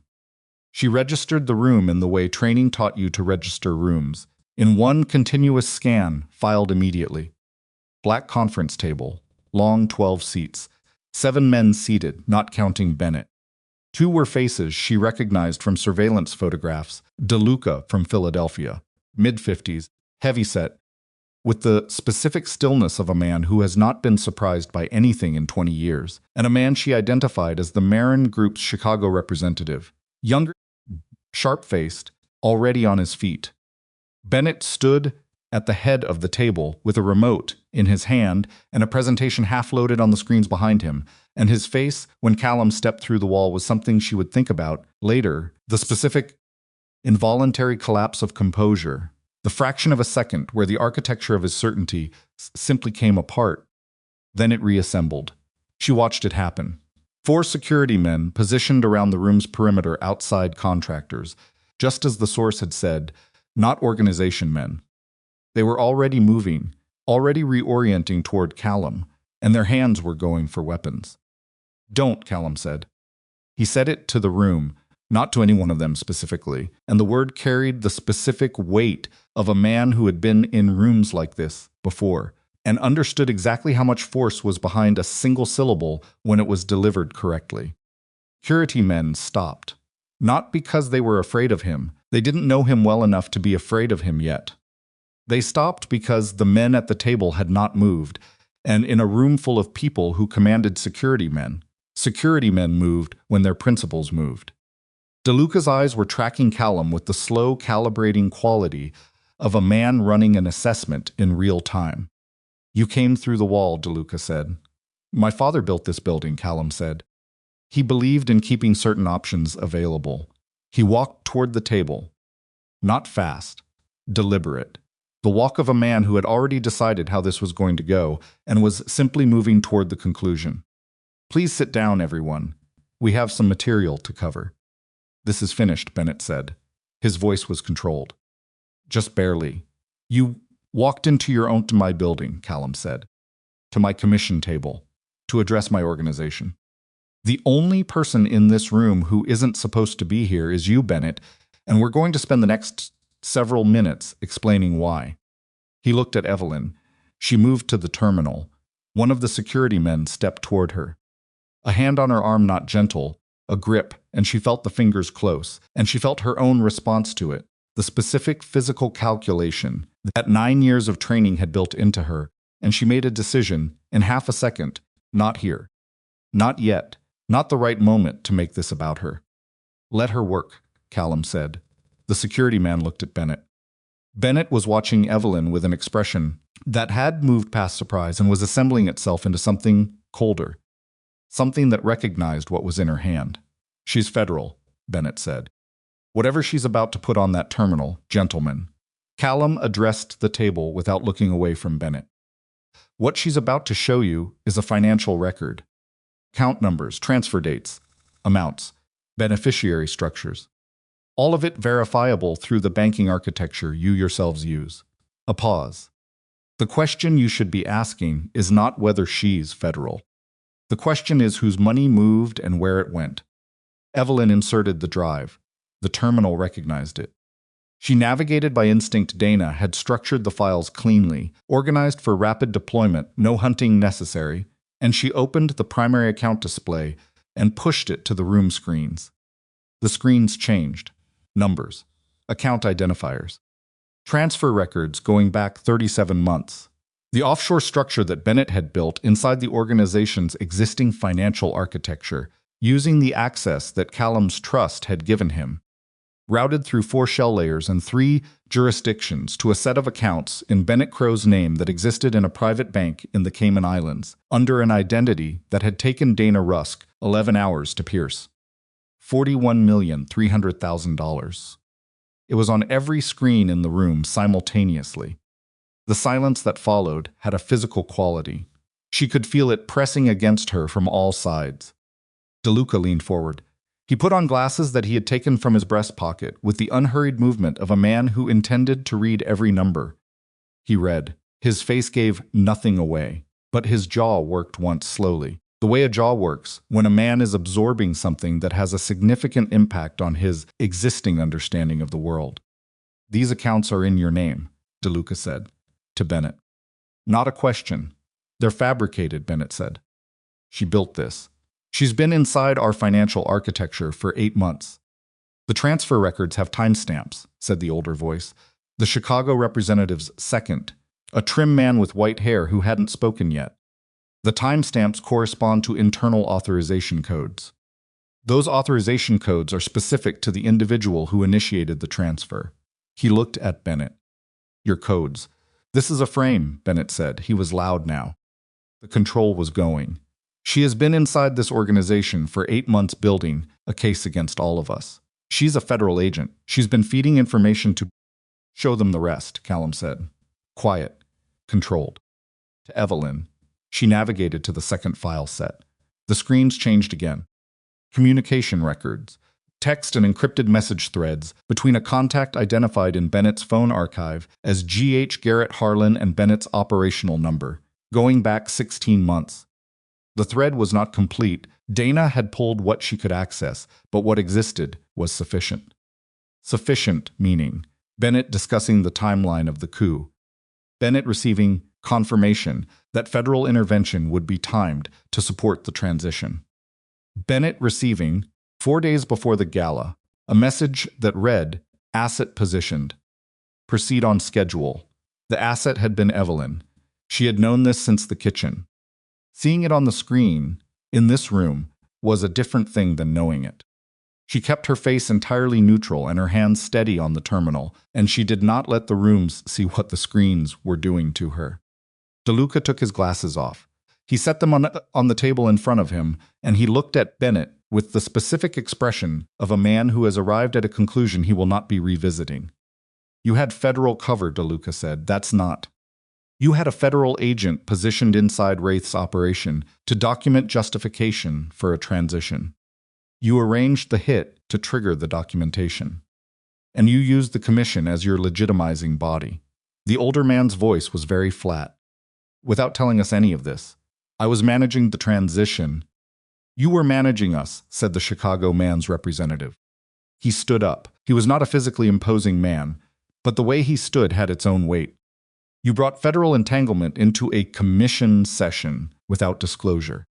That is not a management decision. That is a fundamental breach of the structure that this commission exists to protect. She's in the room right now, Bennett said. He turned to the security men. She's standing right here. She is a federal agent, and she has our financial architecture on that drive. She has your financial architecture, Callum said. Specifically yours. The commission's financial structure is on a separate system that she hasn't touched, because that's not what she came here for. What she came here for is in your offshore accounts. He turned to the table. $41 million that left this organization over 37 months through authorization codes that are traceable to one individual. That individual is standing at the head of my table trying to redirect your attention to the federal agent he used as a tool when the tool is no longer useful to him. The room was not quiet now. There were voices, not loud, not disordered, but the specific low-frequency sound of men conferring rapidly in the way men confer when a calculation has changed significantly. Bennett looked at Evelyn. He looked at her the way a man looks at something he has profoundly underestimated. And in that look, she saw something she recognized from other rooms. Seen. Other cases, the precise moment when someone understands that the thing they thought they controlled has been outside their control for longer than they knew. You're not walking out of here, he said, directly to her. Not loud. The loudness was gone. This was something quieter and more deliberate. Mr. Crow, DeLuca's voice. Bennett didn't look away from Evelyn. Mr. Crow. Harder this time. His hand moved. Evelyn saw it before anyone else moved, saw the jacket shift, saw the arm angle change, and she was already dropping her weight to the right when the weapon cleared the holster. And the gunshot was simultaneous with Callum's movement across the table, simultaneous with the sound of chairs, simultaneous with voices going from low deliberation to something much louder and less controlled. The shot hit the terminal screen above her head, glass and sparks. She went flat against the side of the terminal housing, hands on the concrete floor. The drive still in the terminal, she needed it to stay in the terminal. The screens needed to stay live. She looked up. Callum had crossed the table, physically crossed it. One hand on the surface, pushing himself over in a single motion, and he had Bennett's gun arm locked against his body, and Bennett's back against the wall, and the two of them were 3 feet from the head of the table with the specific terrible. Proximity of people who are doing something irreversible. The security men had their weapons out. They were not pointed at Callum. They were looking at the men at the table, because the men at the table had not moved in a way that told them to fire, and in the absence of that instruction, they had defaulted to waiting. And the waiting was costing Bennett his last credible resource. "Put it down," Callum said into Bennett's face. "Very quiet. Don't make me finish this here." 15 years, Bennett said. His breathing was wrong, too fast, too shallow, the breathing of a man whose plan has collapsed around him and who hasn't yet found the next move. 15 years I held this organization together, while you stole from it for 3. I built it. I held it up while you figured out who you were supposed to be after your father. Don't. Callum's voice. Something in it that Evelyn had never heard before. Something personal. Don't use him. He would have chosen me, Bennett said. If he'd seen what you became, he would have made his choice, Callum said. And then I made mine. And for 15 years you made yours. And here we are. The gun was still in Bennett's hand. The arm was still locked. Evelyn looked at the screens. The financial records were still live. The communication thread between Bennett and Harlan was still visible.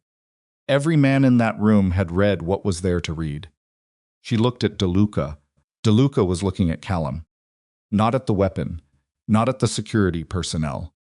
At Callum's face, with the specific evaluating quality of a man who has been in rooms like this before and is making a judgment about the person across from him that has nothing to do with the financial records on the screen. Resolve it, DeLuca said quietly. To Callum, it was not a permission. It was a directive from a man who held the commission's collective authority, in the specific way that a man holds authority when everyone else in a room is watching him to know how to respond. Callum looked at Bennett one more time. Bennett's arm was shaking. The gun was shaking with it. His face was doing something she had no name for, not fear exactly. Not the face of someone who expected this outcome, but the face of someone who had built the entire architecture of their ambition on an assumption about what they deserved, and had arrived at the moment when the architecture and reality had made contact with each other. I want you to know, Bennett said. His voice cracked on the last word, and he did not recover it. I want you to know I meant what I said. In the beginning. When you were 26, I meant it. Something moved across Callum's face. I know, he said. And then it was over, one shot. Close. The kind of sound that a room never fully absorbs, that sits in the walls and the air and the specific memory of everyone present. Bennett Crow slid down the wall and came to Mara of the conference room his loyalty had been building toward destroying for 3 years, and the room was very still. Evelyn stayed against the terminal housing. Her ears were ringing. The smell of it was in the air. Her hands were on the floor, and they were steady, because she had trained them to be steady, and she was grateful for the training in this moment in a way she had never been grateful for it before. Callum turned around. He was breathing. His face was the same contained, load-bearing face it had been from the beginning, but something in his eyes had changed, something small. Something she might not have seen if she hadn't been watching him for 18 hours from close enough range to know the difference. Something had gone out. He looked at her first. She held his gaze and gave him the smallest possible nod, and he returned it, and that was the entire communication, and it was enough. Then he turned to the table. To the men who were still in their seats or had returned to them, to the security personnel who had not fired and were now standing with weapons holstered, to the specific human aftermath of a room where something significant had just concluded. The stolen funds will be recovered and returned to the organization's accounts within 72 hours, Callum said. His voice was even. The external security personnel Bennett brought into this facility are to be released and compensated for their contract. The individuals within the federal structure who provided Bennett with institutional cover will be managed through channels appropriate to that problem. He looked at DeLuca. The commission will convene again in 3 weeks. There will be a full accounting. DeLuca looked at him for a long moment. The body against the wall. At the screen still showing $41 million in stolen funds. At Evelyn, still crouched by the terminal, with Dana Rusk's drive in a shattered screen and crimson fabric pooled on the floor around her. 3 weeks, DeLuca said, and put his glasses back in his pocket. The Chicago man's representative was already on his phone. The other men at the table were moving in various directions with the organized purposefulness of people who have attended enough events like this one to know what the exit protocol requires. Dex appeared at the main door. She had not seen how he got there, did not ask, and swept the room with one professional look and went to Callum's side. Evelyn pulled the drive from the terminal. The screens went dark. She stood up. Her knees were not as steady as her hands, which was information she filed and ignored. She straightened the dress, because the dress was still a choice she had made, and it still needed to be inhabited correctly. And she looked at the room, at the cleared table, at the empty seats, at the shape against the wall that had been a man who had meant something real to Callum once, and that Callum had ended tonight because the arithmetic had simply required it. She walked to where Callum was standing. He looked at her. "You're hurt," he said. She looked at her arm. A shard from the terminal screen had caught her. She hadn't felt it, or had felt it and not filed it. One of those, and there was blood darkening the crimson sleeve, in a way that was difficult to see against the fabric, but visible up close. "It's shallow," she said. Callum said. "I'm fine," she said. "We need to move." He looked at her, the gray eyes steady. "Close. We have 90 seconds before this facility needs to be clear," he said. "Can you walk?" "I've been walking on heels for 4 hours in a concrete service corridor," she said. "Yes, I can walk." Something crossed his face, the almost smile again, but less almost this time. More real. "Then let's go," he said. They went. Through the main conference door, not the service corridor, Callum leading, Dex flanking. Evelyn between them with the drive in her clutch and her arm beginning to register what her adrenaline had been postponing. The corridor beyond the conference room was empty, which meant Dex had done something on his way in that had created the emptiness, and she did not ask what. The elevator to the parking structure, the ride up, the city. When the car doors closed and Manhattan surrounded them again, dark and indifferent and ongoing, Evelyn sat in the back seat with her arm pressed against her side and the drive in her hand and the specific trembling aliveness that comes after this moment when something that was going to happen has happened and you are still present for what comes next. Callum sat beside her, not across from her, beside her, close enough that she could feel the warmth of him, the specific exhausted reality of another human being who had just done something irreversible and was sitting with the weight of it, and she did not move away, and he did not either. "Harlan," she said. Her voice came out rougher than she expected. "Tomorrow," he said. "He'll move tonight, if he knows the meeting happened." "He'll know by midnight," Callum said.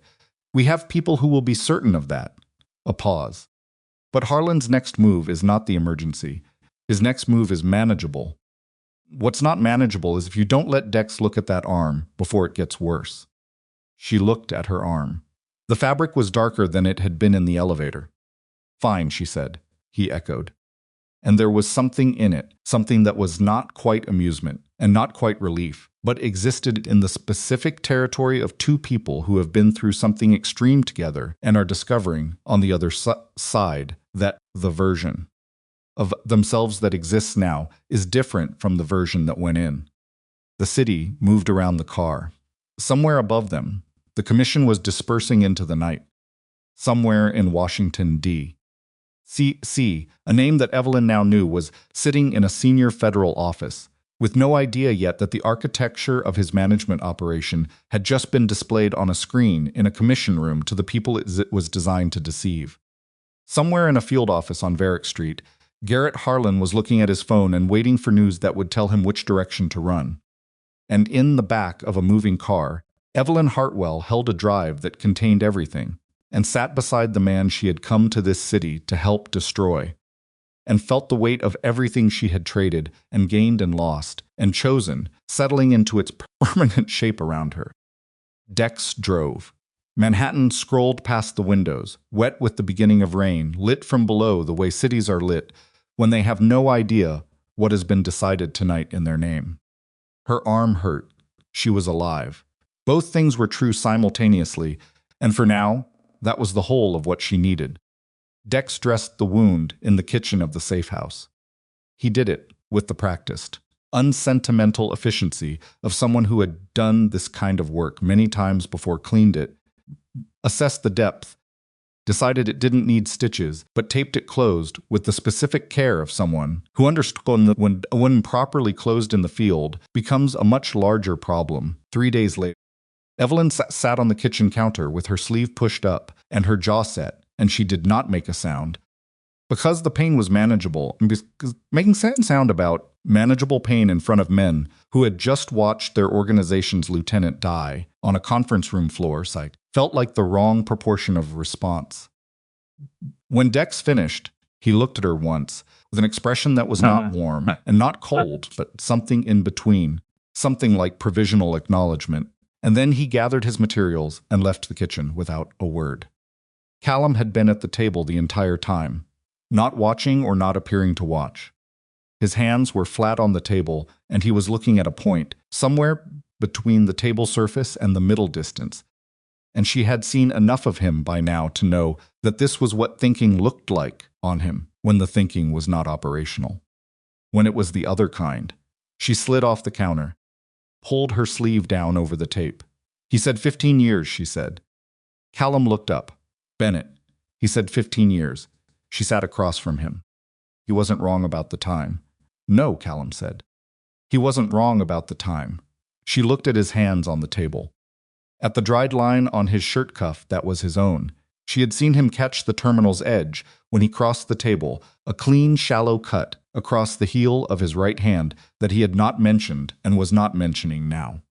A man who was meticulous about other people's wounds and indifferent to his own. She had filed that. I need to tell you something, she said. Before tomorrow. Before Harlan and everything that comes with Harlan.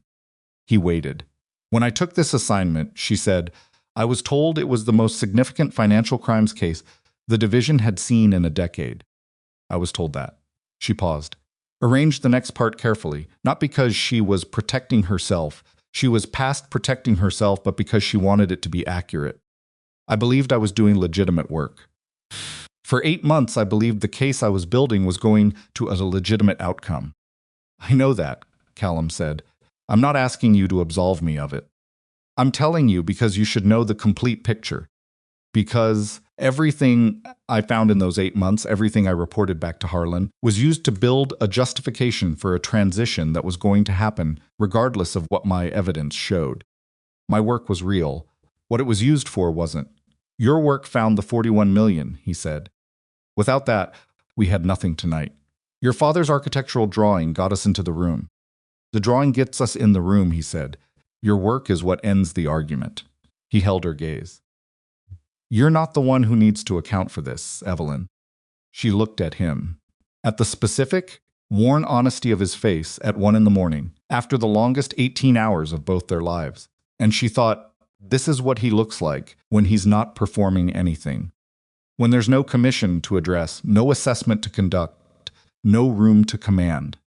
This is the actual person inside the architecture. She had not expected to find him worth knowing.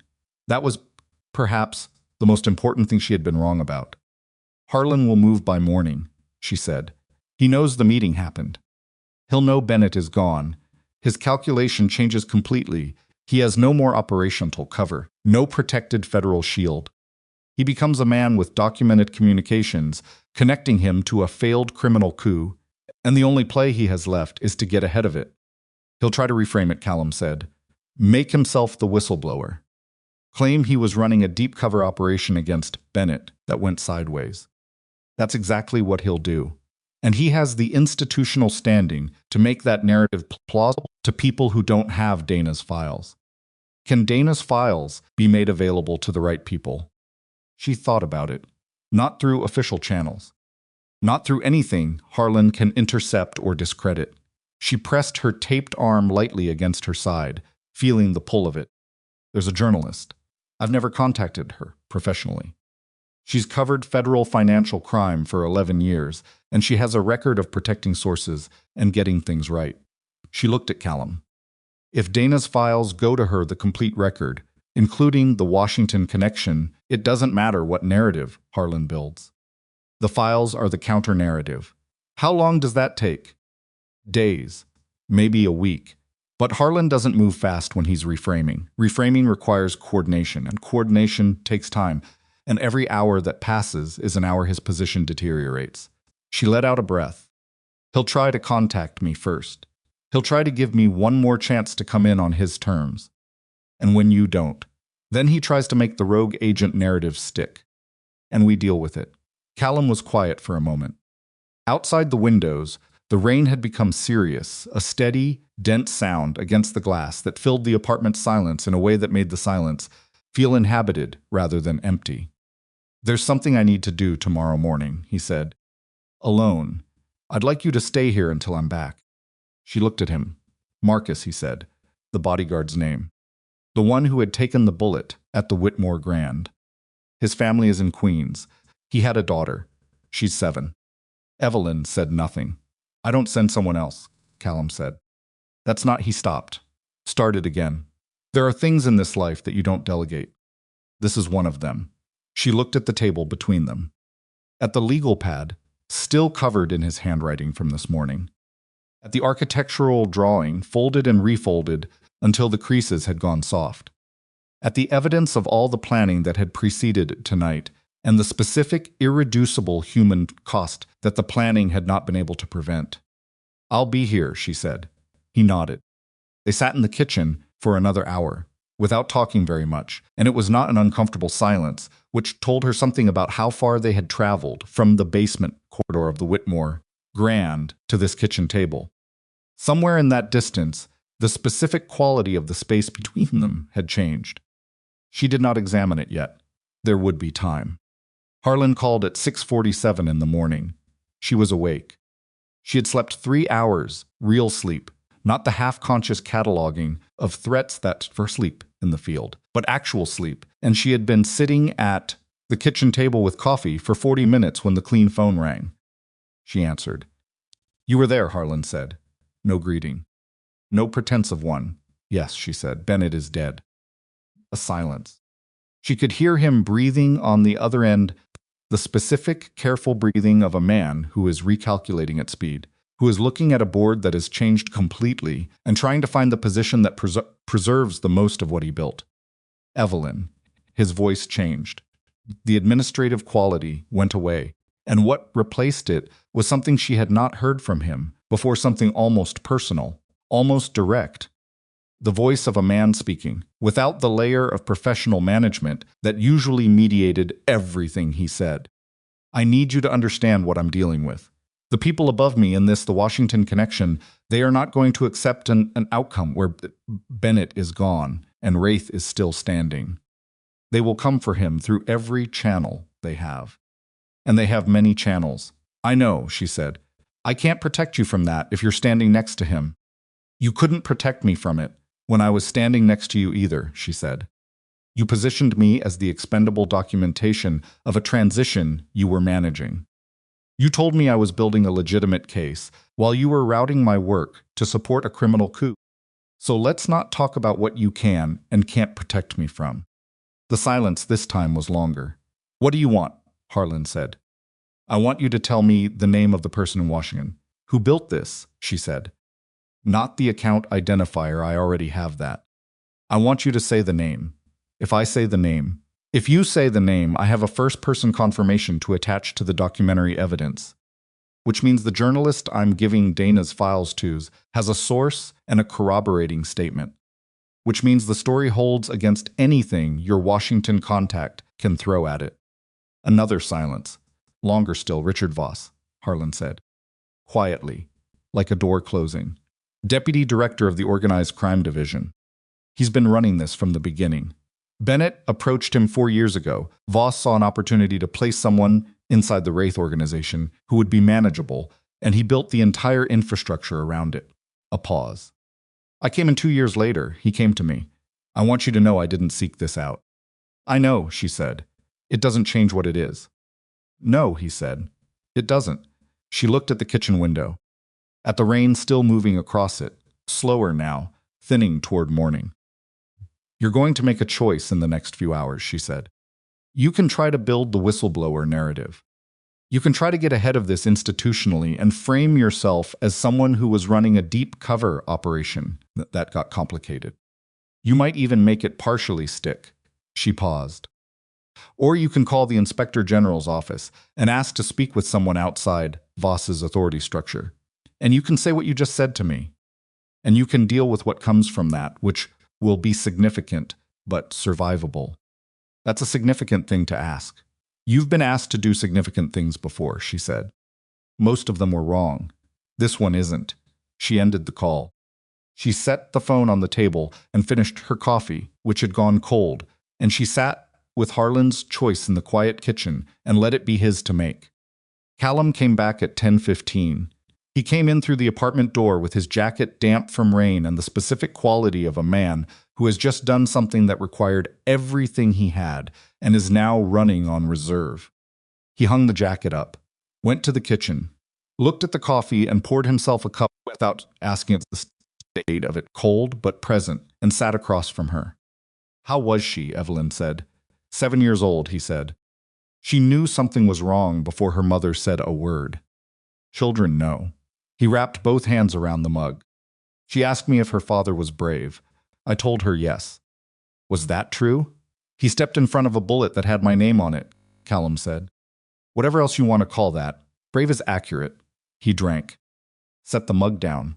Harlan, he called at 6:47. Told him the conversation. All of it. Including Voss's name, which Callum received with the silhouette of a man who is adding a piece to a picture he has been building incrementally, which told her that the name was not entirely new to him. Voss, he said, you know him? I know of him. He's moved in circles adjacent to our financial operations for several years. I never had a specific reason to. He stopped. I should have had a specific reason to. I should have been looking at the federal layer of this more carefully than I was. You trusted Bennett to manage the operational security. Yes, she looked at him. Callum, you cannot have eyes on everything simultaneously. Nobody can. In my position, the cost of what you can't see is. He stopped again. Looked at the table. The cost is Marcus and a 7-year-old girl asking if her father was brave. She held that with him for a moment. Did not try to reduce it or reframe it. Just held it. Dana's files go to the journalist today, she said. I'll make the contact this morning. With Harlan's verbal confirmation on Voss, the story is complete enough to run. Once it runs, Voss's ability to move through institutional channels against you collapses. Every move he makes becomes evidence of the story instead of a counter to it. And your position. My position is complicated, she said carefully. I'm a federal agent who spent 8 months undercover in a criminal organization and then spent 2 days operationally aligned with the primary target of that investigation. How that gets characterized depends significantly on whether the institutional narrative is controlled by Voss or by a journalist with Dana Rusk's files. So it depends on how fast you move today. Yes. He looked at her directly. What do you need? Dana to package the journalist's copy securely. A clean channel to make the initial contact. And she paused. Time. After the story runs, there will be an investigation. Into Voss, into Harlan, into the task force. I will be interviewed. Extensively. The things I say in those interviews will need to be accurate, and they will need to be carefully accurate, which means I need to know what you want me to say about the last 48 hours. Tell them what happened, he said. She blinked. That's not... Tell them exactly what happened, he said again. You were positioned as an asset in a corrupt operation. Your cover was blown. You identified the corruption in your own chain of command. You aligned with the target of the investigation because the target of the investigation and you had a shared operational objective. He held her gaze steadily. Everything you did in the last 48 hours was justified by the situation you were put in. Tell them that. That narrative doesn't fully protect you. No, but it's the truth. And truth is harder to dismantle than a constructed story. He looked at her. I've been building constructed stories for 15 years, Evelyn. I know what they cost to maintain. Tell them the truth. She looked at him for a long moment. At the man across the table, who had just come back from telling a 7-year-old girl that her father was brave, who was now sitting here telling her to tell the truth to the people who would investigate him. who had spent 2 days making hard decisions with something close to integrity in a context where integrity was not the expected currency. The truth is going to raise questions about the commission meeting, she said. About what happened to Bennett. Yes, he said. Questions I won't be able to answer in ways that are both accurate and protective of you. I know that. And you're still saying tell the truth. I'm saying tell the truth, he said. What happens to me as a result of the truth is a separate problem. I'd rather face a problem that's real than maintain a fiction that requires constant work. She breathed, slowly. All right, she said. All right, he said. The calls took most of the morning. Dana first to prepare the journalist's package, to structure the documentation so that it was immediately comprehensible to someone without a financial crimes background, to ensure that the chain of evidence was traceable and clean and would survive the scrutiny that Voss's people would apply to it as soon as the story became public. The journalist, a woman named Carla Osi, who had covered financial crime for 11 years with the specific combination of patience and aggression that the work required, answered her personal line on the third ring and listened for 6 minutes, without interrupting while Evelyn outlined what she had. When Evelyn finished, there was a silence of approximately 4 seconds. I need the files, Carla said, and I need a second source. Harlan is your second source, Evelyn said. He'll talk. He doesn't have another play. How do I reach him? Evelyn gave her Harlan's direct number. He knows it's coming, she said. He made a choice this morning. This is the result of it. And you, Carla said. Are you the primary? I'm the document source, Evelyn said. I'll confirm on record when the time is right. Not today. When? When the investigation into Voss is formally opened. After that, my confirmation is supporting evidence, not the load-bearing element. Right now, if I'm on record, it becomes a story about a compromised agent instead of a story about a corrupted deputy director.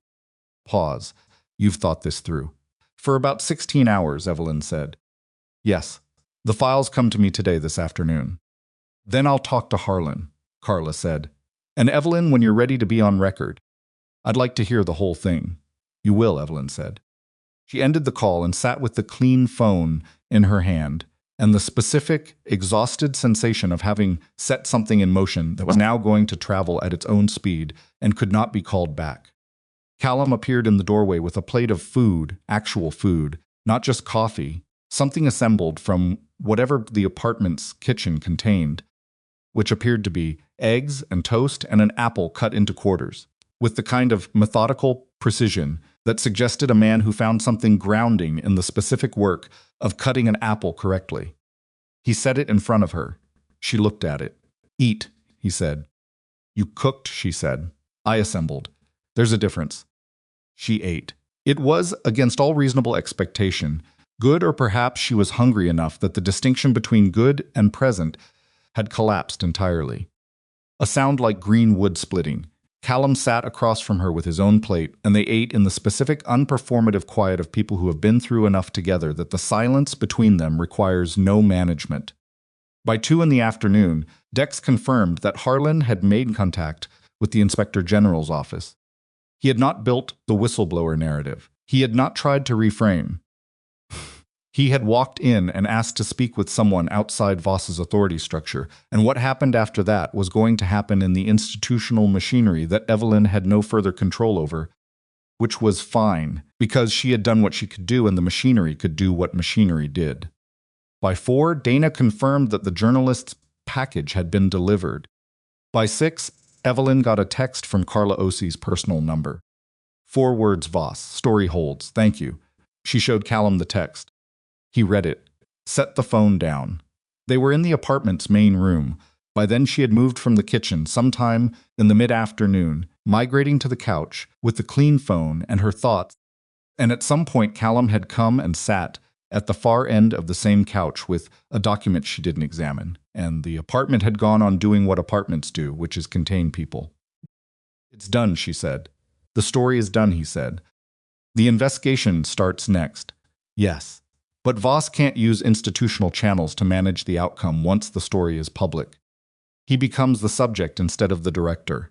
Every move he makes is scrutinized. She looked at the window. The rain had stopped sometime in the afternoon, and the city beyond the glass was doing its evening thing, the shift in light, the change in traffic sound, the particular quality of Manhattan at the hour when the day concedes to something else. I'll need to make a formal statement in the next week. To the IG's office directly, bypassing whatever remains of the task force structure. Do you have a lawyer? She laughed. It came out shorter than she intended, with more edge. I'm a federal agent. I don't have a private attorney on retainer for situations where I operationally align with the target of my own investigation. You do now, he said, if you want one.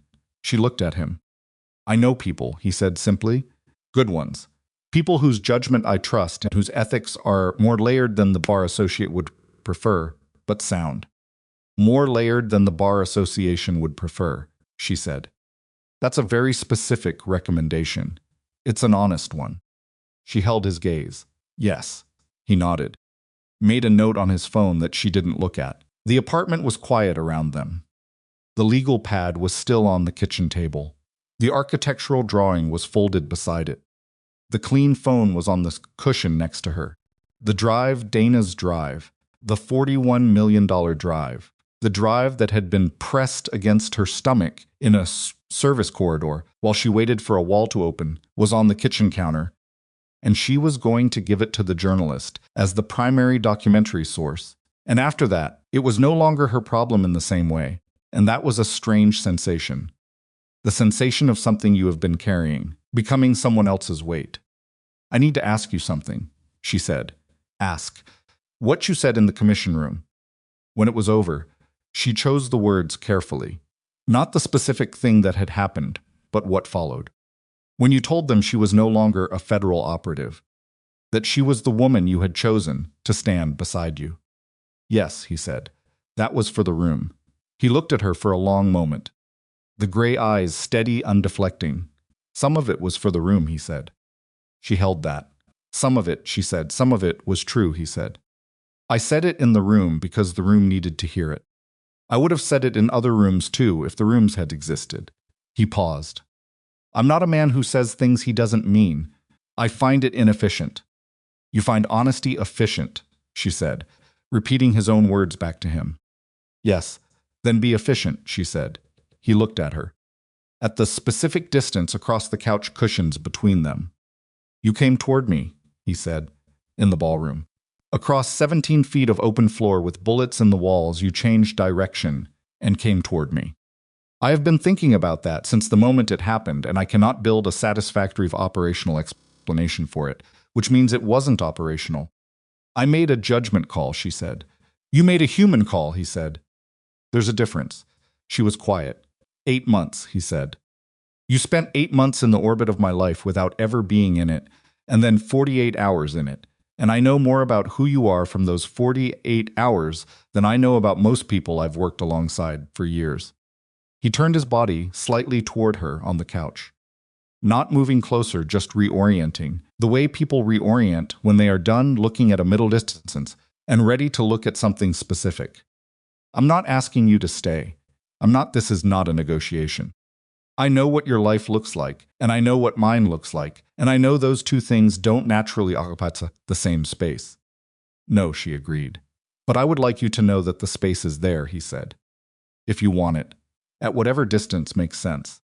That's not a mafia boss offering a federal agent protection. He stopped. The pause was not a calculation. It was a man finding language for something he did not usually have to find language for, because he did not usually choose to. That's me telling you that what happened in the last 2 days changed something. For me. And I don't say that lightly, and I don't say it expecting anything in return. Evelyn looked at him, at the dried line on his shirt cuff, at the hand with the shallow cut across the heel that he had not mentioned, at the face that was, at this hour, in this apartment, in the rain-cleaned evening light, not performing anything, for anyone not the commission, not his men, not the version of himself that the criminal ecosystem had required him to be for 15 years. She thought about the 48 hours, about the basement corridor, about the kiss in the hotel lobby that had been for cameras and had been something else too, something she had not named in the moment, because naming it in the moment would have been a catastrophic operational error. About the kitchen table at 4 in the morning with bourbon and a legal pad. About the service corridor behind the wall, standing in the dark listening to Bennett's voice, and Callum's hand briefly on her arm in the dark. Not yet. About the drive.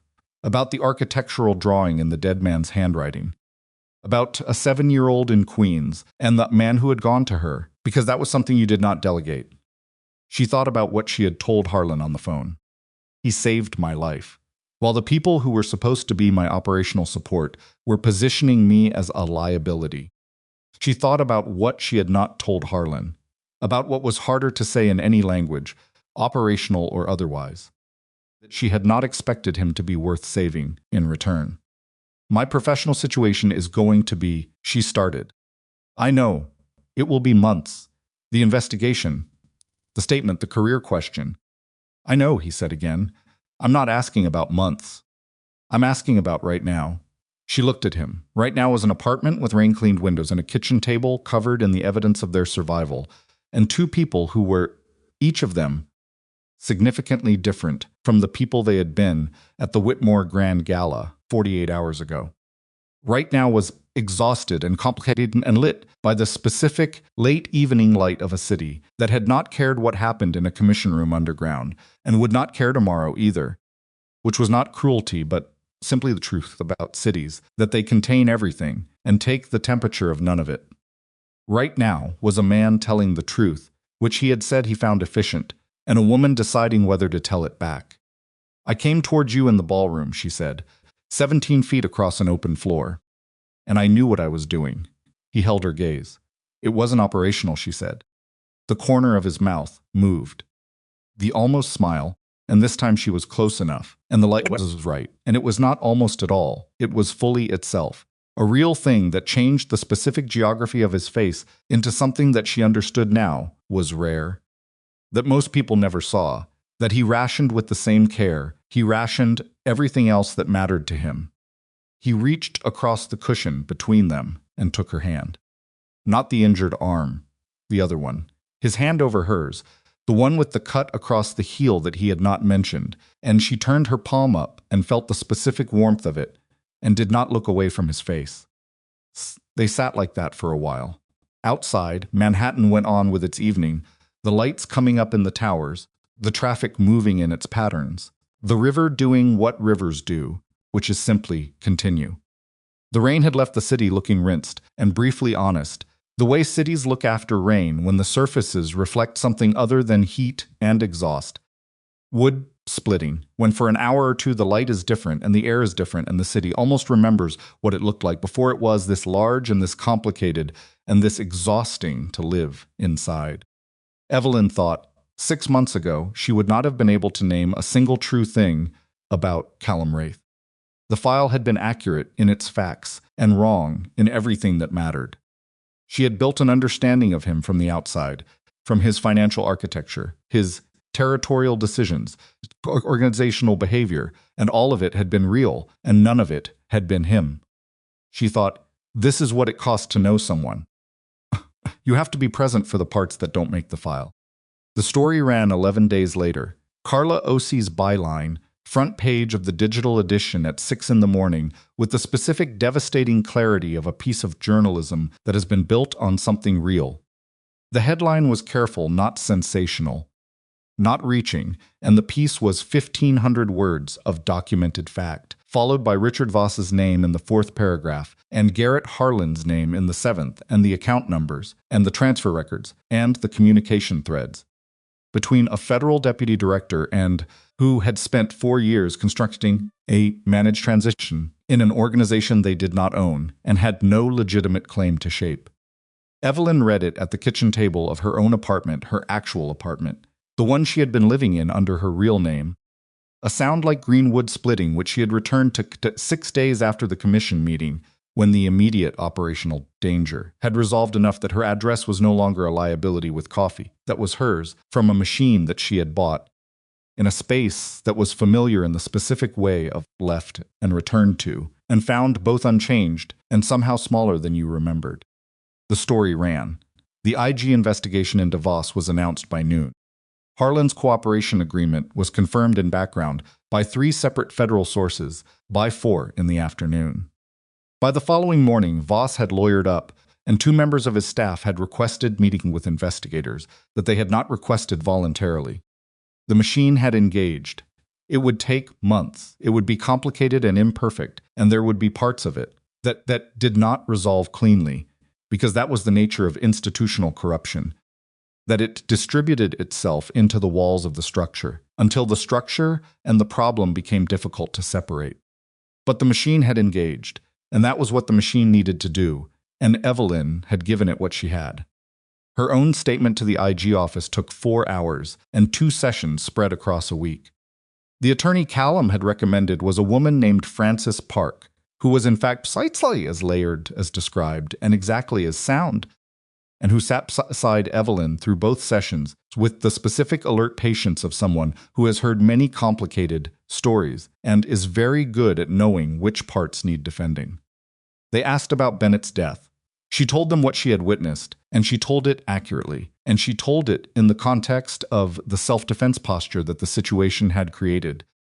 And Frances Park said 3 words during that portion of the questioning, and those 3 words were sufficient. They asked about her relationship with Callum Wraith. She said, operational necessity became something more complex. She said, I made decisions under conditions that were not the ones I had been given to expect. She said, I would make most of them again.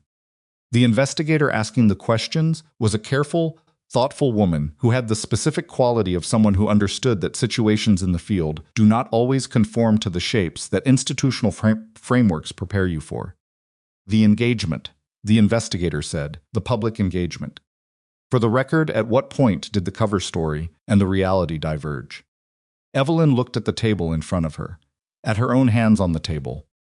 That's a question I'm still working on the answer to, she said. The investigator looked at her. That's an honest answer, she said, and wrote something down and moved to the next question. 4 months later, the organizational restructuring that followed Bennett's removal had reached a point of sufficient stability that, Callum called it, managed. He was at the kitchen table of the safe house apartment, which had become, in the intervening months, something less like a safe house and more like a place that was used regularly and had taken on the quality of use, a jacket over the chair, books that had actually been read when he said it, and Evelyn was across from him with a cup of coffee and the specific sensation of having reached the point in a difficult period where the period is not over but its shape is visible. Managed, she said. Not finished, he said, managed. Voss's trial starts in 6 weeks. I know. Harlan's cooperation agreement means he testifies, which means the full picture of the operation goes on record. I know. That picture includes the commission meeting. Yes, he said. I've spoken with Francis. The legal exposure is he paused in the way he paused when he was choosing precise language, manageable. The green wood splitting, the commission meeting, was a closed criminal proceeding in which I exercised the authority of my position over a man who had drawn a weapon at a person under my protection. The institutional interest in prosecuting that is significantly smaller than the institutional interest in prosecuting Voss. She looked at him. Manageable, she said. Managed, he corrected. She shook her head, but there was something in it that was not frustration. Callum refilled her coffee without asking. Set it back in front of her. Your career, she said. On hold, she said, formally. They haven't terminated it. They can't easily terminate it while I'm a cooperating witness in the Voss case. After the trial, she turned the cup in her hands. After the trial, I'll have choices to make. What choices? Whether I want to go back, she said. Whether there's a version of this work that is what I thought it was when I started doing it. Is there? She thought about it. Genuinely thought about it, not the way you think about something to arrive at a predetermined answer, but the way you think about something you haven't resolved. There might be, she said, in a different context. Different structure. The work itself isn't wrong. What was done with it? She shook her head. That was people, not the work. People are usually the variable, he said. Yes. He looked at her across the table. The morning light came through the apartment windows at an angle that was different from the night light and the rain light she had been learning him by sharper, more direct. A sound like green wood splitting, the light of an ordinary morning rather than an operational one, and he looked different in it too, in the way people look different when you are not watching them manage a crisis. When there is nothing immediate to manage, and the person simply sits there, being a person. She had been learning him in pieces, in the months since. Not the file version. The actual version, the coffee before speaking version. The specific way he listened when something mattered. The books on the shelf with their broken spines. The fact that he had a habit of making notes in margins with very small handwriting that he never referred back to as far as she could tell, as if the writing down was itself the purpose.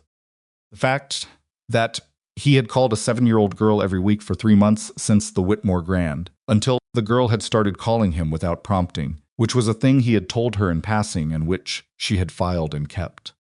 She had been wrong about him in the ways that mattered and right about him in the ways that didn't, which was not an unusual outcome, but was a particular one. "I'm not going to tell you what to do about your career," he said. "I know, but I'd like you to know that whatever you decide." He stopped, looked at his coffee cup, looked back at her. "Whatever you decide, the space I told you about is still there. At whatever distance makes sense. That hasn't changed." She looked at him. "I came toward you," she said, "in the ballroom.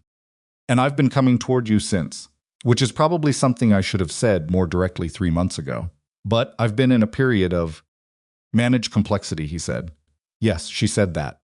He reached across the table and turned her coffee cup, so the handle was at the angle she preferred. She had not known he had noticed that, had not known he'd been tracking it, but of course he had, because that was the way he saw things. In the specific detail, the exact angle, and left his hand on the table near hers. She put her hand over his. Outside the window, Manhattan was doing what Manhattan does at 9 in the morning, loud, indifferent, ongoing. A city that had contained everything they had done in the last 4 months, without once acknowledging it, which was not cruelty, but simply the nature of places that are large enough to hold all varieties of human consequence simultaneously. The rain from the night before had left the surfaces clean. The legal pad was still on the table. The architectural drawing was in a drawer she had asked to keep it, and he had let her without asking why, which was also something she had filed. The drive was in an evidence locker, somewhere in a federal building, doing the work evidence does. The red dress was in a dry cleaning bag in her apartment closet, cleaned and hanging there, not because she had decided what to do with it, but because throwing it away had felt like an erasure of something she was not ready to erase. She was not the same person who had walked into the Whitmore Grand carrying a seating chart and a wire. She was not entirely sure who she was instead, but she was working on it, in the specific way you work on something that you have decided is worth the effort, that you approach, not because you know the outcome, but because the alternative is to stop approaching, and you have decided that stopping is not the shape your life should take. Callum turned his hand over and held hers. They sat at the kitchen table while the city went on outside the windows. Two people who had been many different things to each other in a compressed and violent 48 hours, and were becoming, in the slower time of ordinary days, something they did not have a name for yet, but were in no particular hurry to name. Coffee got cold. Neither of them moved to refresh it.